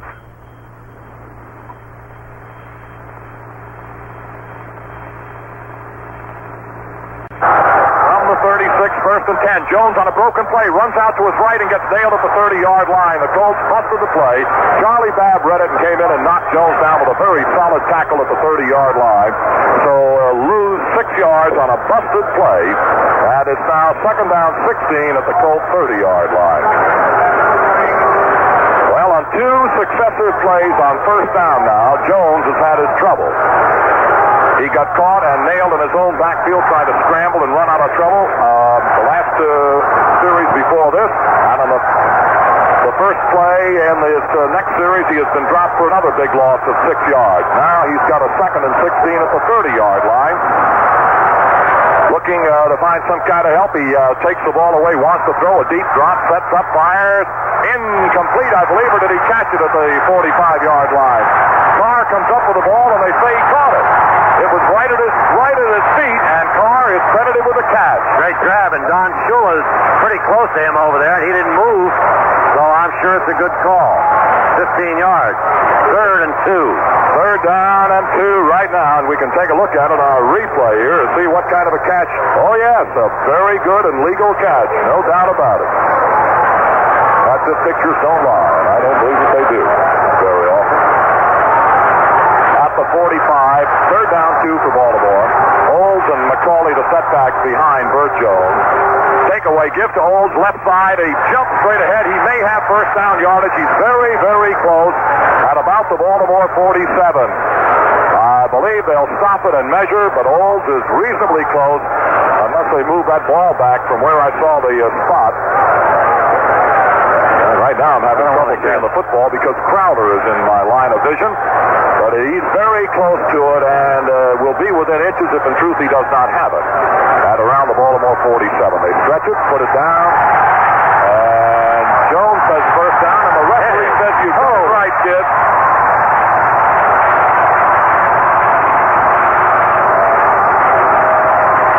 We're told that he made the first down by, well, let's say the length of my nose, but I really don't think he made it quite that much. Right, that's right, man.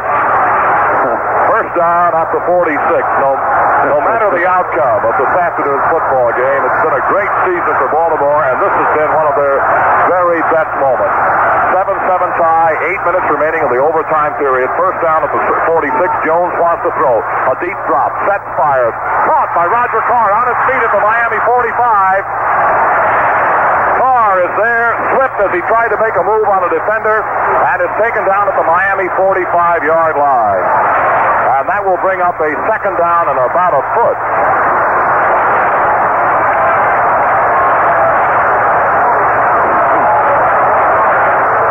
Second down and about a foot right now for the Baltimore Colts. They're resting at the Miami 44.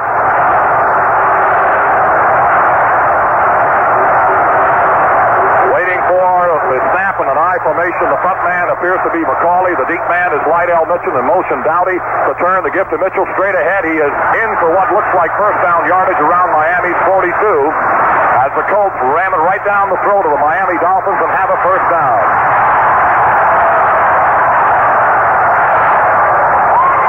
7 minutes remaining, Vince. First down, Baltimore at the Dolphin 43. And I've run out of room in the down chart, Vince. We're going to have to turn over another page. Turn the page and turn a page of history, Chuck. I'll tell you, that way. Well, it has been an afternoon of just sensational football. High formation, first down at the Miami 43. The give to Lydell. Down the middle he goes to the Miami 40. Inside maybe to the 39-yard line, and guys like Steve Cowell help make the tackle. A gain of about 4 on the play, and it'll be Colts second down 6. The ball resting at the Miami 39. 6:23 remaining. Second and 6 rather is about all you bargain for if you do that every time. And the time is not really a problem as long as they hold on. I'll tell you, they're fighting for a championship, the Colts and the Dolphins, and they're doing it the way championship teams should. I'll tell you, this is a fierce, thick brawl. They are really two outstanding football teams playing as well as they know how. Again, out of the eye, here goes Dowdy in motion toward the backfield. The pitch out to Lydell Mitchell, makes the swing around the corner, down to 35, inside the 35 to about the 34, goes Lydell Mitchell, and he'll be about a yard short of a first down. I want to tell you, when Coons and Chester and Collette on that side, I think there's a better right side in the league, an offensive unit. Blasting the way for Lydell to move. 5 minutes and 31 seconds on the stadium clock in overtime in Baltimore. Miami 7 and Baltimore 7. Colts with a third down 1 at the Miami 34. As Jones and his teammates come up to that football. With Bill Olds and Don McCauley as setbacks behind the quarterback, Burt Jones. Third down at about a yard. Waiting for the takeaway. The give goes to McCauley. Right side, first down. He's on his feet at the 25, down to the 21. Oh, man.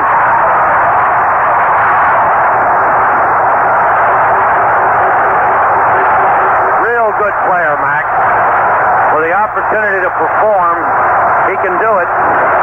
He is a slasher. He should have made a yard on that play, Chuck. And he burst through and with great balance made 13 yards. At the Miami 21-yard line, first down, Baltimore. High formation, McCauley the front man, Mitchell the second man. Jones turns, gives to Mitchell right side, and he is cracked coming across that 20. Maybe he got a yard or two, and the clock rolls right along to 4, 23, 22, and so on. And you look for Tony Linhart. Where's Tony Linhart in case they need him, in case they stall? Right now, they're relentless. Is he warming up? Right down here with Mumford. Mumford just came up to him. Stevens has just come up to say a word. Roger Carr has come to the sideline. The Colts now. They'll have all those big ends in there, all those big people block, and try to push them back. Get as close as you can. Don't throw the ball. Second down and 9, Baltimore at the Miami 19. They go to a double wing. The only man behind the quarterback is Jones. Takeaway, pitch out to Mitchell, right side, gets a block inside the 20, down to the 16-yard line goes Lydell Mitchell. As he tries to swing that right side and getting into it, number 59 for the Miami Dolphins, who is linebacker Doug Swift made the tackle. The ball is spotted at the 16, and it's third down and 5. You don't have to worry too much about the middle of the field because the hash marks are out so far that there's really never an angle on a field goal as there used to be. Are they close enough right now? And everybody knows. Yeah, they'll bang it one more time and... Third down and 5, and I find it awful tough, Vince, to sit in the chair right now. Right. Third down 5, double wing, only man behind quarterback is Mitchell in motion. Dowdy back toward the backfield. Jones on a broken play, wheels out around his left end. He's running. Jones cuts down to the 16 to the 14-yard line, and he falls down there. Healthy Jones might have tried for more, Chuck, but that was a good call to fall down. And here's the field goal team coming in, and they could win it with about a 20 plus 10, 30, 31-yard field goal probably. Look around the sideline. All of the photographers of the world are up down there at the goal line. Jones comes to the sideline. He gets a standing ovation, does the gutty kid from LSU. And now it all rests on the shoulders of a guy by the name of Tony Linhart. Jones Dom Reyes will be the holder. This will be spotted at the 21. It is a 31-yard field goal for perhaps all of the marbles. Waiting for the snap. There it is, spot, kick, it's in the air. I'll wait for the official. He did it! I don't have to tell you. Lindhorn has won the game. Can you believe it? He's never had to make a pressure field goal. He's never had to make a pressure kick, and he did it. Vince, I see things that I just can't believe. The Colt football team are being mobbed by young football fans who have waited and waited and waited.